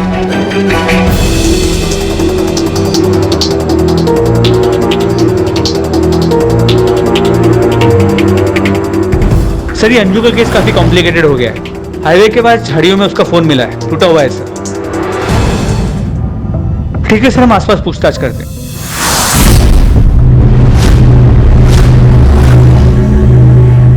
साहब, मैंने तो कुछ देखा नहीं, धंधे का टाइम है, आप यूसुफ से पूछ लेना, वो बाहर रिक्शा चलाता है। साहब, 6 बज रहा होगा, वो मैडम के पीछे से ही सफेद रंग की गाड़ी आई थी। जल्दबाजी में गाड़ी का नंबर तो मैं देखना भूल गया, लेकिन साहब गाड़ी के पीछे शेर का स्टिकर लगा हुआ था। सिंह, अगर ये रैंडम किडनैपिंग होती तो अब तक फिरौती के लिए कॉल आ गई होती। मसला कुछ और ही है। उस ऑटो वाले यूसुफ ने जिस तरह का डिस्क्रिप्शन दिया था, उस गाड़ी के बारे में कुछ पता चला? Any CCTV footage? सर, वो एरिया काफी आउटर में, वहाँ कोई सीसीटीवी कैमरा नहीं मिला। सबसे करीब का सीसीटीवी कैमरा 3 किलोमीटर दूर हाईवे पे। सर, अंजू का मंगेतर वीरू आ गया है। सर, अंजू के पति की डेथ हो चुकी है सर, एक एक्सीडेंट में 8 महीने पहले। और बच्चा भी अंजू के पहले पति से ही है। फिर भी अंजू से शादी करने जा रहे थे? सर, प्यार दिमाग से नहीं दिल से किया जाता है। जब मैं पहली बार अंजू से मिला उसके ढाबे पर और मैंने अपने दिल की बात उससे कही तो सर उसने सबसे पहले अपने पति के बारे में ही मुझे बताया था और उस दिन से ही अंजू का बच्चा मेरा बच्चा हो गया। सर फिर वो बच्चा नहीं चाहता था और उसकी माँ तो अंजू को कभी पसंद भी नहीं करती थी। अंजू बहुत प्रेशर में थी, एक तरफ उन दोनों का प्रेशर और दूसरी तरफ वो गुंडे जो उसके ढाबे के पीछे पड़े हुए थे। कौन गुंडे? वो बग्गा? सर नाम तो नहीं बताया उसने कभी मुझे, लेकिन उसके ढाबे की वजह से आसपास के सारे ढाबे वालों का नुकसान हो रहा था। सर अंजू एक औरत है और आसपास के सारे ढाबे वाले उसके साथ जबरदस्ती करके उसका ढाबा बंद कराना चाह रहे थे और शायद उसे धमकियां भी आ रही थी। अंजू ने आपको तो उन धमकी भरे मैसेजेस के बारे में जरूर बताया होगा। किसके आते थे? एक दो बार पूछा था मैंने उससे सर, लेकिन कभी ज्यादा जोर नहीं डाला। अंजू क्या हुआ, कोई टेंशन है? नहीं, कुछ भी नहीं। मुझे लगा वो टाइम आने पर मुझे खुद बता देगी, लेकिन मुझे क्या पता था कि वो टाइम कभी आएगा ही नहीं। प्रीति जी, कहीं आप हमें कहानी तो नहीं सुना रही हैं कोई? आपको अंजू के बारे में सब बातें पता है, उसके घर के बारे में, पति के बारे में, उसको धमकी भरे मैसेजेस आते थे वो भी आपको पता है, लेकिन सब आधी अधूरी कि हमें धुआं भी दिखाई दे और आग के बारे में पता भी ना चले। सर ऐसा कुछ नहीं है, मुझे बस उसकी चिंता हो रही है।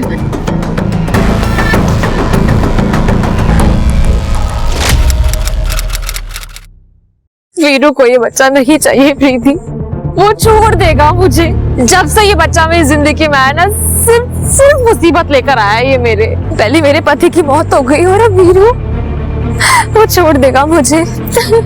अंजू देखो सुनो, बच्चे भगवान का रूप होते हैं, तुम सब्र रखो, सब कुछ ठीक हो जाएगा। कुछ ठीक नहीं होगा जब तक ये जिंदा है। इस एरिया के गुंडों का किडनैपिंग में कोई कनेक्शन नजर नहीं आ रहा और बग्गा की लोकेशन के बारे में भी कुछ नहीं जानते। उन्हें कह दिया है कि अगर बग्गा की कोई भी इंफॉर्मेशन मिले सबसे पहले हमें फोन कर। और वो टेक्स्ट जो अंजू को आया करते थे उसके बारे में कुछ पता चला? सर वो एक अनरजिस्टर्ड नंबर से आते थे, वो सिम किसने खरीदा था इसका पता लगा रहे हैं। हेलो, ठीक है सर, हाईवे पेट्रोल टीम को एक सस्पिशियस गाड़ी नजर आई है खानपुर एरिया में।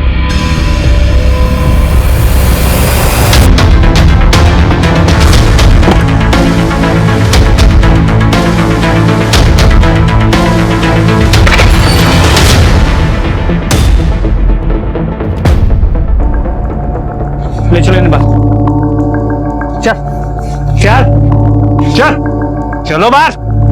क्या लगा रखा है पे? क्या लगा रखा है पे? क्या चल रहा है यहाँ पे? हाँ, गाड़ी किसकी है? गाड़ी किसकी है? लड़की का है? लड़की का है? लड़की का है? पता नहीं साहब, सबके सब नशे में। गाड़ी की इंफॉर्मेशन निकालो। सर वो कार पड़ोस में रहने वाले एक आदमी की है, पिछले 1 महीने से गैराज में थी। आज वो कार ले आया और प्लॉट में खड़ी कर दी क्योंकि उसके पास कार खड़ी करने के लिए जगह नहीं है। और वो नशेड़ी लोग? सर वो तो किसी काम के नहीं, उस प्लॉट को अड्डा बना रखा, पूरा दिन वहां पे नशा करते। सर बग्गा का पता चल गया। देख भाई बग्गा, बकवास सुनने का जरा भी टाइम नहीं है मेरे पास। मैंने कुछ नहीं किया, इस केस से मेरा कोई लेना देना नहीं है। सीधी तरह से ही बता कि कल हाईवे पर क्या कर रहा था ढाबे के पास। साहब मैं तो हमेशा हाईवे के आसपास ही रहता हूँ वसूली करने के लिए, और उस अंजू के गायब होने से मेरा कोई लेना देना नहीं है।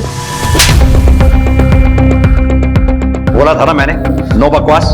अगर तूने कुछ नहीं किया था तो फिर अपना फोन बंद करके कहाँ गायब था तू? दारू पी के सो गया था साहब, और फोन चार्ज नहीं था इसलिए बंद हो गया होगा। अंजू को धमकी बड़े मैसेजेस देता था। कहाँ है अंजू? क्या किया है उसके साथ? जिंदा भी है या मार दिया?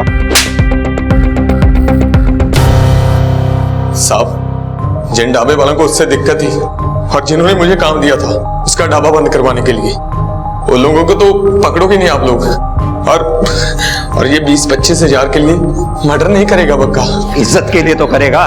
फलूदा बना दिया था तेरी इज्जत का अंजू ने भरे बाजार में तेरी धमकियां ना मान करके। औरत ने तेरी औकात याद दिला दी थी तुझे। साहब मैं सच बता रहा हूँ, मारना मत साहब, सच बता रहा हूँ।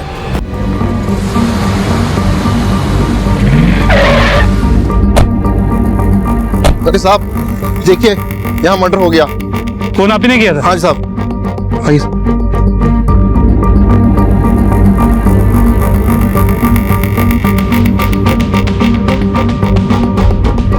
बॉडी को चेक करो। जी सर। देखो ये क्या है।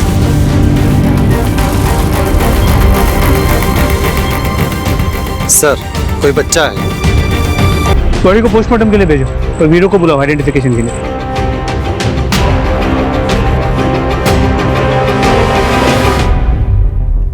बॉडी को सबसे पहले आपने देखा? जी साहब। क्या देखा? साहब ये मेरे खेत हैं, रोज मैं यहाँ पे चक्कर लगाने के लिए आता हूँ। कल जैसे ही मैं यहाँ से वापस जाने लगा मुझे एक हलचल सुनाई दी। मैंने पीछे मुड़कर देखा तो एक आदमी बड़ी तेजी से यहाँ से भाग रहा था, लेकिन मैं ठीक ठाक से देख नहीं पाया। किस तरफ गया? किस तरफ साहब? अभी अंजू का मेरे सिवाय कोई नहीं है, वो वीरू भी नहीं। मैं नहीं करूंगी तो कौन करेगा उसके लिए? देखो कोई करे या ना करे वो हमारी प्रॉब्लम नहीं है, और तुम्हारी इस भाग दौड़ की वजह से ना मैं तुम्हें और अपने बच्चे की जान को खतरे में नहीं डाल सकता। पिछली बार की तरह ना तुम्हें अपने बच्चे की जान नहीं लेने दूंगा।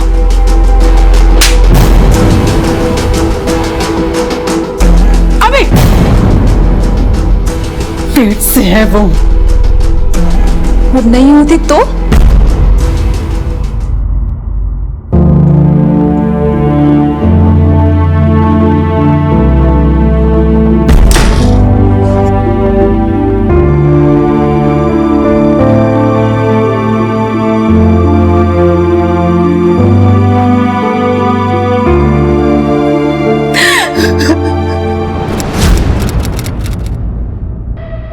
अरे देख अभी कितनी सुंदर सुंदर लड़कियां हैं, बता कौन सी पसंद है तुझे इसमें?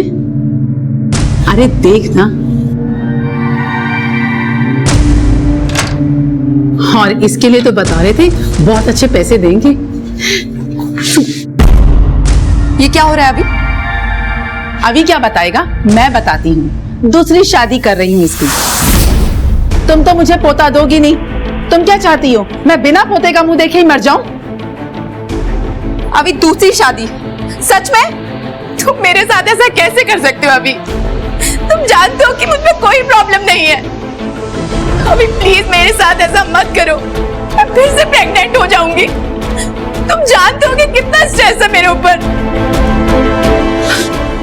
अभी देखो ना मेरी तरफ प्लीज।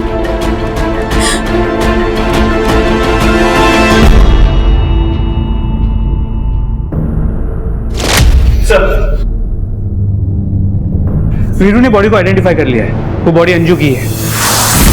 पर पोस्टमार्टम रिपोर्ट से पता चला है कि अंजू की मौत से ठीक पहले उसकी डिलीवरी हुई थी। और सर उसके बच्चे की पोस्टमार्टम रिपोर्ट से ये इंटरेस्टिंग बात सामने आई है। ये माजरा क्या है? अंजू को पत्थर से कुचल के मारा गया, लेकिन उसके बच्चे को नहीं। सिंह, ना तो हम अंजू को बचा पाए और ना ही उसके बच्चे को। अब कम से कम उसके किलर को पकड़ ले तो अंजू को इंसाफ मिलेगा। एक काम करो, अंजू को सारे कॉन्टैक्ट्स के बैकग्राउंड में जाओ, छोटी से छोटी चीज का पता लगाओ। और ये उस अनरजिस्टर्ड नंबर की कुछ डिटेल्स आई हैं जिससे अंजू को टेक्स्ट किया जाता था। गुड़गांव की एक मोबाइल शॉप से 8 महीने पहले ये वहां से खरीदा गया था। गुड़गांव पुलिस को इन्फॉर्म करके इस दुकानदार से इस नंबर की डिटेल्स निकल लो। तब तक मैं रितु से बात करके आता। प्रीति की बहन रितु?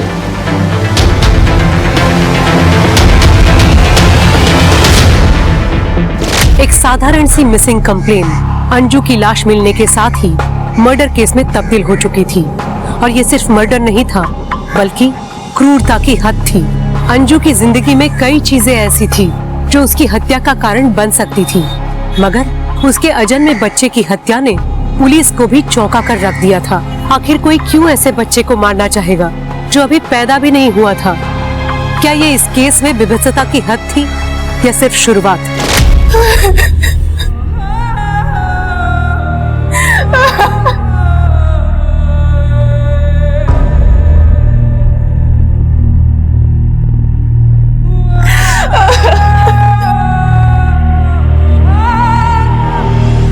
मुझे कुछ टाइम अंजू के साथ अकेला चाहिए उसके जाने से पहले।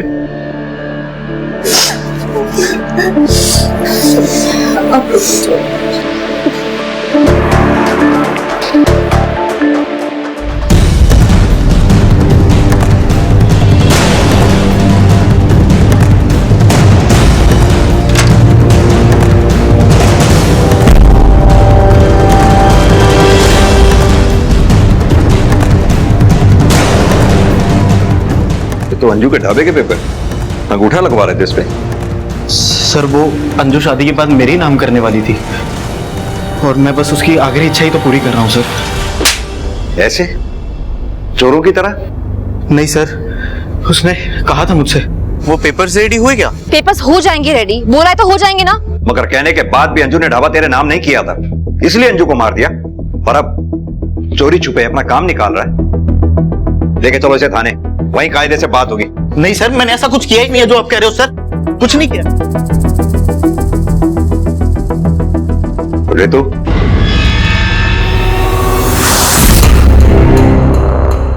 मैंने अंजू को टेक्स्ट किया था लेकिन उसने कोई रिप्लाई ही नहीं दिया। क्यों टेक्स्ट किया था? वो भी उस दिन जिस दिन अंजू के साथ ये हादसा हुआ। सर एक्चुअली मैं प्रीति से अलग अपने रेंट पे रहने का सोच रही थी ताकि मेरी वजह से उसे और उसके ससुराल वालों को भी कोई प्रॉब्लम ना हो, और अगर अंजू के ढाबे पर काम मिल जाता तो मेरा रेंट निकल जाता। ठीक है, अभी तो तुम जाओ, जरूरत पड़ी तो फिर पूछताछ करें। ठीक है सर।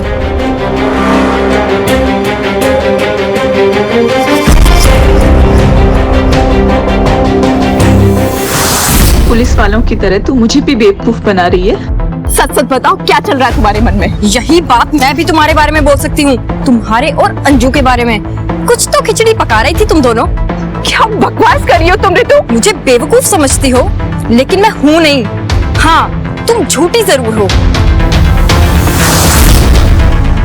बहुत हो गया तुम्हारा, हद में रहो अपनी प्रीति, वरना हाथ उठाना मुझे भी आता है। तेरे जैसी बहन से दुश्मन अच्छे। गलती कर दी मैंने तुझे घर पे बुलाकर। गलती तुमने की है तो भुगतोगी भी तुम ही।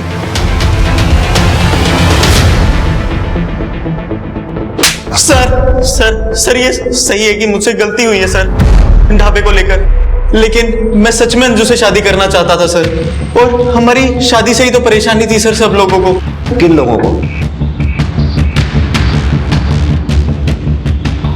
किसने लिखा था वो नोट? सर पक्का तो नहीं कह सकता, लेकिन हाँ 4-5 लोग थे अंजू के मोहल्ले में जिन्होंने 2 महीने पहले तमाशा किया था।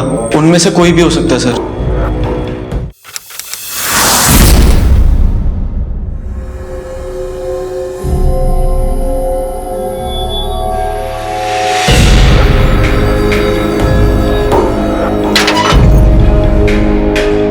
इनको तो मैं अभी बताती हूँ। किसने लिखा ये? सामने आओ। रात के अंधेरे में दिख के अपनी मर्दानगी दिखा रहे हो तुम लोग। हाँ मैं किसी से भी शादी करूँ, कितनी भी शादी करूँ, किसी का भी बच्चा पैदा करूँ, तुम लोग को क्या लेना देना है? मेरा घर है ये। हमें कुछ नहीं करना, ये शरीफों का मोहल्ला है। तुम्हारे जैसी औरतों ने यहाँ बसकर पूरे मोहल्ले का माहौल खराब कर दिया है। मैं तो अभी बताती हूँ। अंजू क्यों मुंह लग रही हो इनके? एक बार अपनी हालत तो देखो। पड़ेगा। नहीं छोड़ो मुझे। अंदर चलो, छोड़ो। अंदर चलो तुम।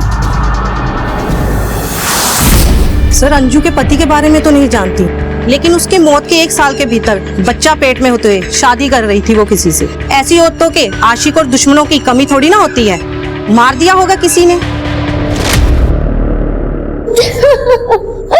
छोड़ो मुझे, छोड़ो, क्यों मारा हुआ है मुझे? छोड़ दो मुझे, जाने दो मुझे, जाने दो।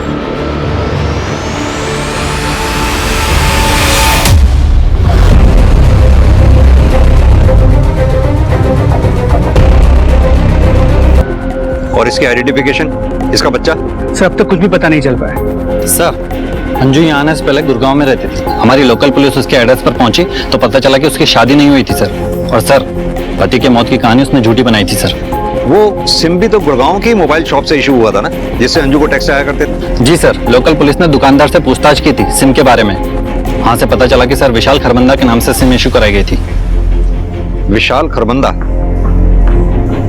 ये विशाल खरबंदा कौन है? तो आप थे अंजू के बॉस? जी। उसे धमकी भरे मैसेजेस क्यों भेजते थे आप? सर मैं उसे मैसेजेस जरूर भेज रहा था, बट उसे मिलने के लिए। और क्यों बुलाना चाहते थे उसे? सर वो मुझे ब्लैकमेल कर रही थी, मुझसे और पैसे चाहती थी।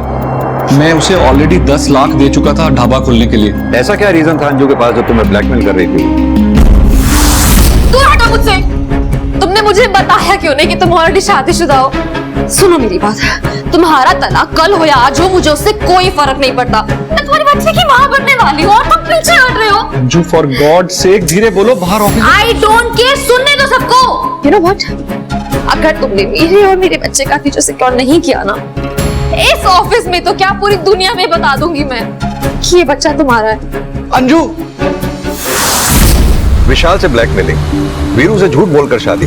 इस अंजू का भी पता नहीं किस किस से क्या झूठ बोला हो। एक काम करो सिंह, इस विशाल के लिए भाई चेक करो, पता करो मर्डर वाले दिन ये जालंधर में था या नहीं। सर विशाल का अंजू के साथ कनेक्शन था, लेकिन उस दूसरी औरत से। सिंह फिलहाल तो किसी भी पॉसिबिलिटी को रूल आउट नहीं किया जा सकता है जब तक कि सच सामने ना आ जाए। सर उस दूसरी औरत का सच सामने आ गया, उसे आइडेंटिफाई कर लिया गया, उसका नाम मनप्रीत कौर। सर 3 दिन से गायब थी मनप्रीत कौर। उसके हस्बैंड ने हमारे थाने में मिसिंग रिपोर्ट भी लिखवाई थी। ये देखिए सर, वो 9 मंथ से प्रेग्नेंट भी थी। हम उसके बच्चे को ढूंढने की कोशिश कर रहे हैं, लेकिन अभी तक कुछ पता नहीं चला सर। गुरुवार की सुबह मॉडर्न योगा क्लास के लिए निकली थी, देर रात तक घर नहीं आई तो परिवार वालों ने ढूंढना शुरू किया। अंजू भी तो इसी योगा क्लास में जाया करती थी ना, मॉडर्न योगा क्लास। बीना जी, मनप्रीत और अंजू दोनों आपके यहाँ योगा क्लासेस लेती थी, दोनों एक ही बैच में थी और दोनों के बीच का कनेक्शन थी आपको ये कनेक्शन कभी दिखा नहीं? नहीं सर, नहीं दिखा। और मुझे तो मनप्रीत के बारे में ऐसा कुछ पता भी नहीं था। मुझे लगा 9th मंथ पूरे हो चुके हैं, उसकी डिलीवरी हो चुकी होगी, इसीलिए वो क्लास में नहीं आती। बीना जी, आपको छुपा तो नहीं रही है ना हमसे, क्योंकि मनप्रीत के बच्चे की जिंदगी का सवाल है। नहीं सर, इसमें छुपाने वाली कौन सी बात है? ये प्रीति अंजू की फ्रेंड, इसके बारे में आपका क्या कहना है? सर प्रीति मेरी अच्छी क्लाइंट रही है और अंजू और मनप्रीत की अच्छी दोस्त भी थी।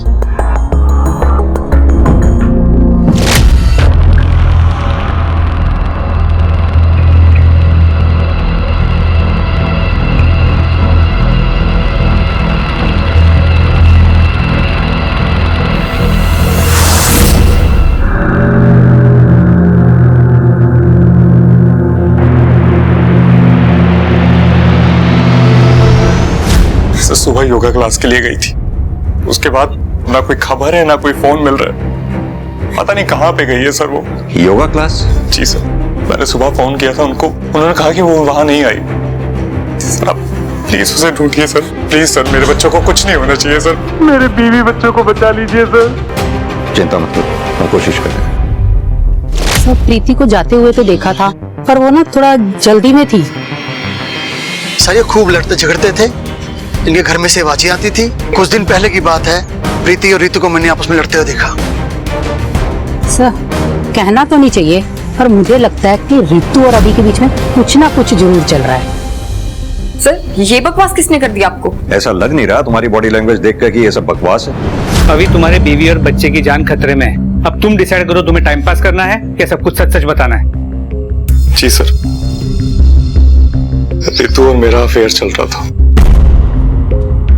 लेकिन सर इन सब के बावजूद ना मैं प्रीति से बहुत प्यार करता हूँ। ये अजीब प्यार है तुम्हारा अपनी बीवी के लिए कि उसी की बहन के साथ तुम अफेयर भी कर रहे हो। प्रीति ये सब जानती थी, इनफैक्ट उसी ने ये सब करने के लिए कहा था। मेरी खुद की बहन ने मेरा इस्तेमाल किया, मुझे अपने पति के साथ सोने के लिए बोला ताकि मैं उसे और अभी को एक बच्चा दे सकूं, और अभी उसे छोड़कर किसी और दूसरी औरत के साथ शादी ना कर ले। लेकिन सर जैसे ही प्रीति खुद प्रेग्नेंट हुई, मुझे अभी को छोड़ने के लिए कहने लगी। सर मेरे मन में अभी के लिए फीलिंग्स हैं, तो ऐसे कैसे छोड़ दूं? सही कह रही हैं आप, ऐसे कैसे छोड़ दें किसी को? गुस्सा तो आएगा ही, इसीलिए शायद प्रीति को गायब कर दिया आप। सर मैंने आपको सब कुछ सच सच बता चुका हूँ, मेरे बच्चे की माँ बनने वाली है वो। एक बच्चा ना मैं पहले खो चुका हूँ, अब दूसरा नहीं खो सकता सर, प्लीज उसे ढूंढिए सर, देखिए प्लीज उसे ढूंढिए सर। एक मिनट, बच्चा खो चुका हूँ मतलब?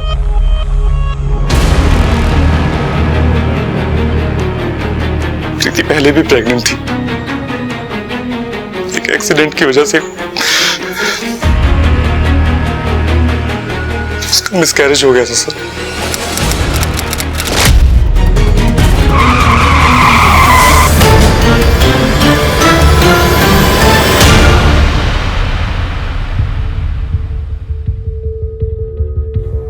मेरी किस्मत में नहीं है कि अपने बच्चे का मुंह देख पाऊं।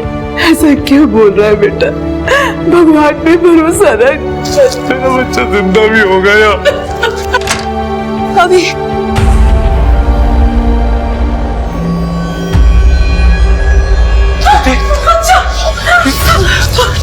प्रीति,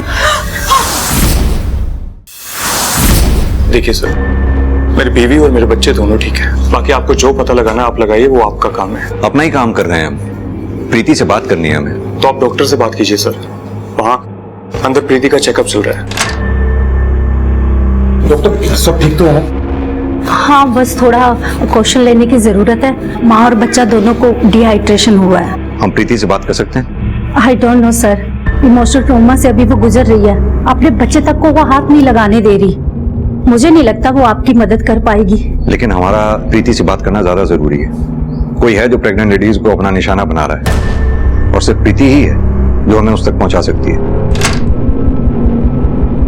प्रीति, सर पूछिए जो पूछना है, मैं सब बताऊंगी। सर उसने मास्क और ग्लव्स दोनों पहना हुआ था। मैंने तो उसकी आवाज भी नहीं सुनी। लेकिन प्रीति, तुम तो वहां से भाग के आई हो ना। रास्ता तो तुम्हें ध्यान होगा जहां तुम्हें रखा गया था।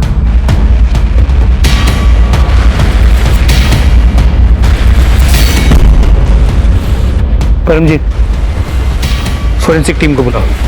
तीनों विक्टिम्स के सर्कमस्टेंसेस अलग, तीनों के प्रॉब्लम्स अलग। एक्सेप्ट कि वो तीनों ही प्रेग्नेंट थी। सर, उस रूम से मिले प्रीति के ब्लड की लैब रिपोर्ट आ गई सर, आपको देखनी चाहिए सर।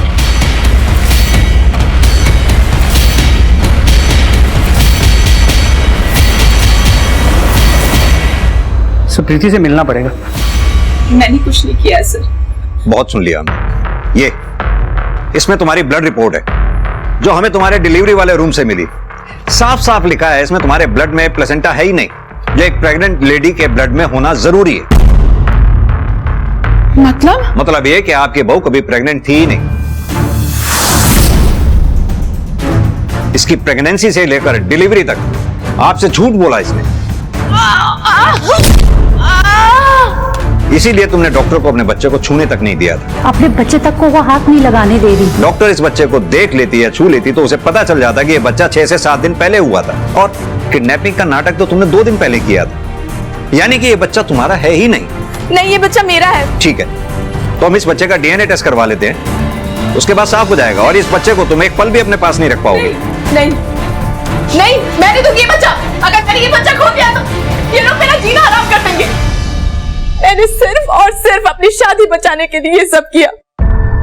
पहले बच्चे को खोने के बाद इन लोगों ने मेरा जीना मुश्किल कर दिया था। या तो ये दोनों बहनें यहाँ रहेंगी या दोनों ही जाएंगी। और अभी तो दूसरी शादी करना चाहते थे। जीतू को मैं अपनी शादी बचाने के लिए लेकर आई थी, लेकिन ये तो मेरी शादी खराब करने में तुली हुई थी। सच सच बताओ, क्या चल रहा है तुम्हारे मन में? यही बात मैं भी तुम्हारे बारे में बोल सकती हूँ, तुम्हारे और अंजू के बारे में। मुझे कुछ समझ नहीं आ रहा था कि मैं क्या करूं, इसीलिए मैंने प्रेगनेंसी का नाटक किया। मतलब किसी और का बच्चा तू मेरे गले बांधने वाली थी, और इतने टाइम से हम सबको बेवकूफ। अरे ज्यादा मर्दानी की दिखाने की जरूरत नहीं, वहीं खड़े हो जाओ। आप मेरे बेटे को बोल रहे हैं, जबकि सारा प्रपंच इस औरत का रचा हुआ है। प्रपंच इसका नहीं, इस प्रपंच में आप और आपका बेटा दोनों बराबर के हिस्सेदार हैं। अगर आप लोगों ने प्रीति के ऊपर बच्चा पैदा करने के लिए प्रेशर नहीं डाला होता तो आज ये सब होता ही नहीं। पता नहीं आप जैसे लोग कब एक औरत को बच्चा पैदा करने की मशीन की बजाय एक इंसान समझेंगे। प्रीति, क्या अपनी फेक प्रेगनेंसी को साबित करने के लिए ही तुमने अंजू को मारा? नहीं, मैंने अंजू को नहीं मारा, उल्टा वो तो मेरी मदद करना चाहती थी। सर, वीरू को तो ये बच्चा वैसे भी नहीं चाहिए प्रीति, तो डिलीवरी होते ही मैं ये बच्चा तुम्हें दे दूंगी। मैं भी मायके जाने की सोच रही हूँ, पर रितु है कि जाने को तैयार ही नहीं है। अब तुम बताओ, अगर मैं मायके नहीं गई तो ये बच्चा कहाँ बदलेंगे हम लोग? कहीं रितु को कुछ शक तो नहीं हो गया है? और डाउट की तो कोई वजह ही नहीं है। तो सब कुछ ठीक हो जाए जल्दी से। अंजू के गायब हो जाने के बाद मेरी मुसीबतें बढ़ गई थी। मैं क्यों मारूंगी उसे सर? हो सकता है अंजू की ममता जाग गई हो, तुमने अंजू के साथ जबरदस्ती की होगी। अंजू का बच्चा मरा हुआ पैदा हुआ जो तुम्हारे किसी काम का नहीं था, इसीलिए तुमने अगला शिकार मनप्रीत को बनाया। ये बच्चा मनप्रीत का ही है ना? हाँ, ये मनप्रीत का बच्चा है, लेकिन मैंने मनप्रीत को नहीं मारा है। तो फिर मनप्रीत का बच्चा तुम्हारे पास आया कैसे? वो मैं आपको नहीं बता सकती, मैंने किसी से वादा किया हुआ है। देखो प्रीति, अगर तुम हमें सच नहीं बताओगी तो जेल जाओगी और ये बच्चा भी तुम्हारे पास नहीं रह पाएगा। अगर तुम हमारी मदद अंजू और मनप्रीत के कातिल को पकड़वाने में करोगी तो हम तुम्हारी मदद कर पाएंगे।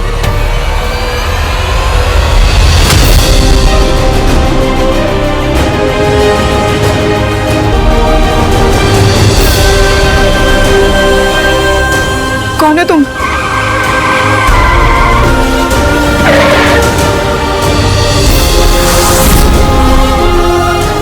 मैं रघु, मैं तुम्हारे लिए बच्चा लेकर आया हूँ, तुम्हारी दोस्त मनप्रीत का। चलो बताओ, तुमने ये सब क्यों और कैसे किया? स्पीड से कार चलाने की वजह से मुझसे प्रीति का एक्सीडेंट हो गया और मेरी वजह से उसका बच्चा भी छीन लिया। तो बस मैंने भी ठान लिया कि कुछ भी करके उसका बच्चा मैंने लौटा दूंगा। और इसलिए तूने अंजू को उठाया। जब अंजू का बच्चा मरा हुआ पैदा निकला तो तेरे किसी काम का नहीं था, इसीलिए तूने मनप्रीत को अपना शिकार बनाया। मुझे जाने क्यों? छोड़ दो, तुम्हारे हाथ जोड़। अंजू की तरह मनप्रीत को भी नहीं उसका बच्चा चाहिए था, बस मैंने वो ही किया जो दोनों चाहती थी। प्रीति का एक्सीडेंट भी तूने किया, बच्चा भी तूने ही लाके दिया। माजरा क्या है ये? मुझे उसका दुख देखा नहीं जा रहा था। उसकी सास, उसका पति, उन्होंने उसकी जिंदगी नरक बना दी थी। तब से मैं उस पर नजर रखने लग गया। लेकिन तू होता कौन है? भगवान है क्या? भगवान तो नहीं, गलतियां तो सुधार सकता था ना। कौन सी गलतियां? वही कि प्रीति मां बनने के लिए मरी जा रही थी और अंजू और मनप्रीत को बच्चा ही नहीं चाहिए था।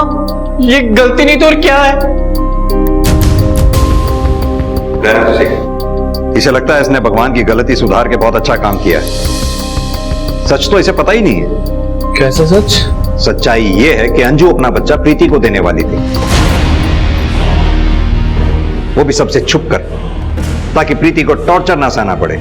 लेकिन तूने उन दोनों के बीच में आकर सारा खेल खराब कर दिया। अंजू और मनप्रीत तो अपनी जान से गई ही, प्रीति की जिंदगी और बर्बाद कर दी थी।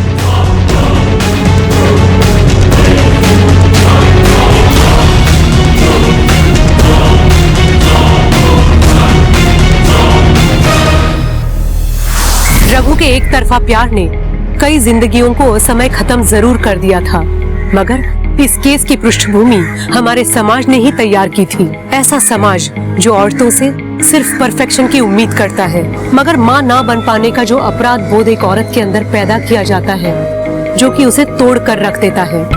इस केस की जड़ में भी प्रीति का वही अपराध बोध था। इस केस में अंजू और उसका बच्चा बच सकता था। मनप्रीत एक ऐसी मौत नहीं मरती जो उसे मिलनी ही नहीं चाहिए थी। प्रीति को वो सब कुछ मिल सकता था जिसके लिए उसने इतने सारे झूठ बोले थे, और ये सब होने के लिए बस इतना ही काफी था अगर औरत को समाज द्वारा देवी नहीं बल्कि सिर्फ एक इंसान समझा गया होता। इसी के साथ मैं सोनाली कुलकर्णी आपसे विदा लेती हूँ। फिर होगी आपसे मुलाकात एक ऐसे ही चौंका देने वाले केस के साथ क्राइम पेट्रोल सतर्क में। तब तक अपना और अपने परिवार का ख्याल रखिए। आप जानते हैं हम सब एक मुश्किल दौर से गुजर रहे हैं। कृपया मास्क पहने, सैनिटाइजर का इस्तेमाल करें और उचित दूरी बनाए रखें। देखते रहिए क्राइम पेट्रोल सतर्क। जय हिंद। इस तरह के और भी एपिसोड देखने के लिए हमारे चैनल को सब्सक्राइब करें और बेल आइकन दबाना ना भूलें।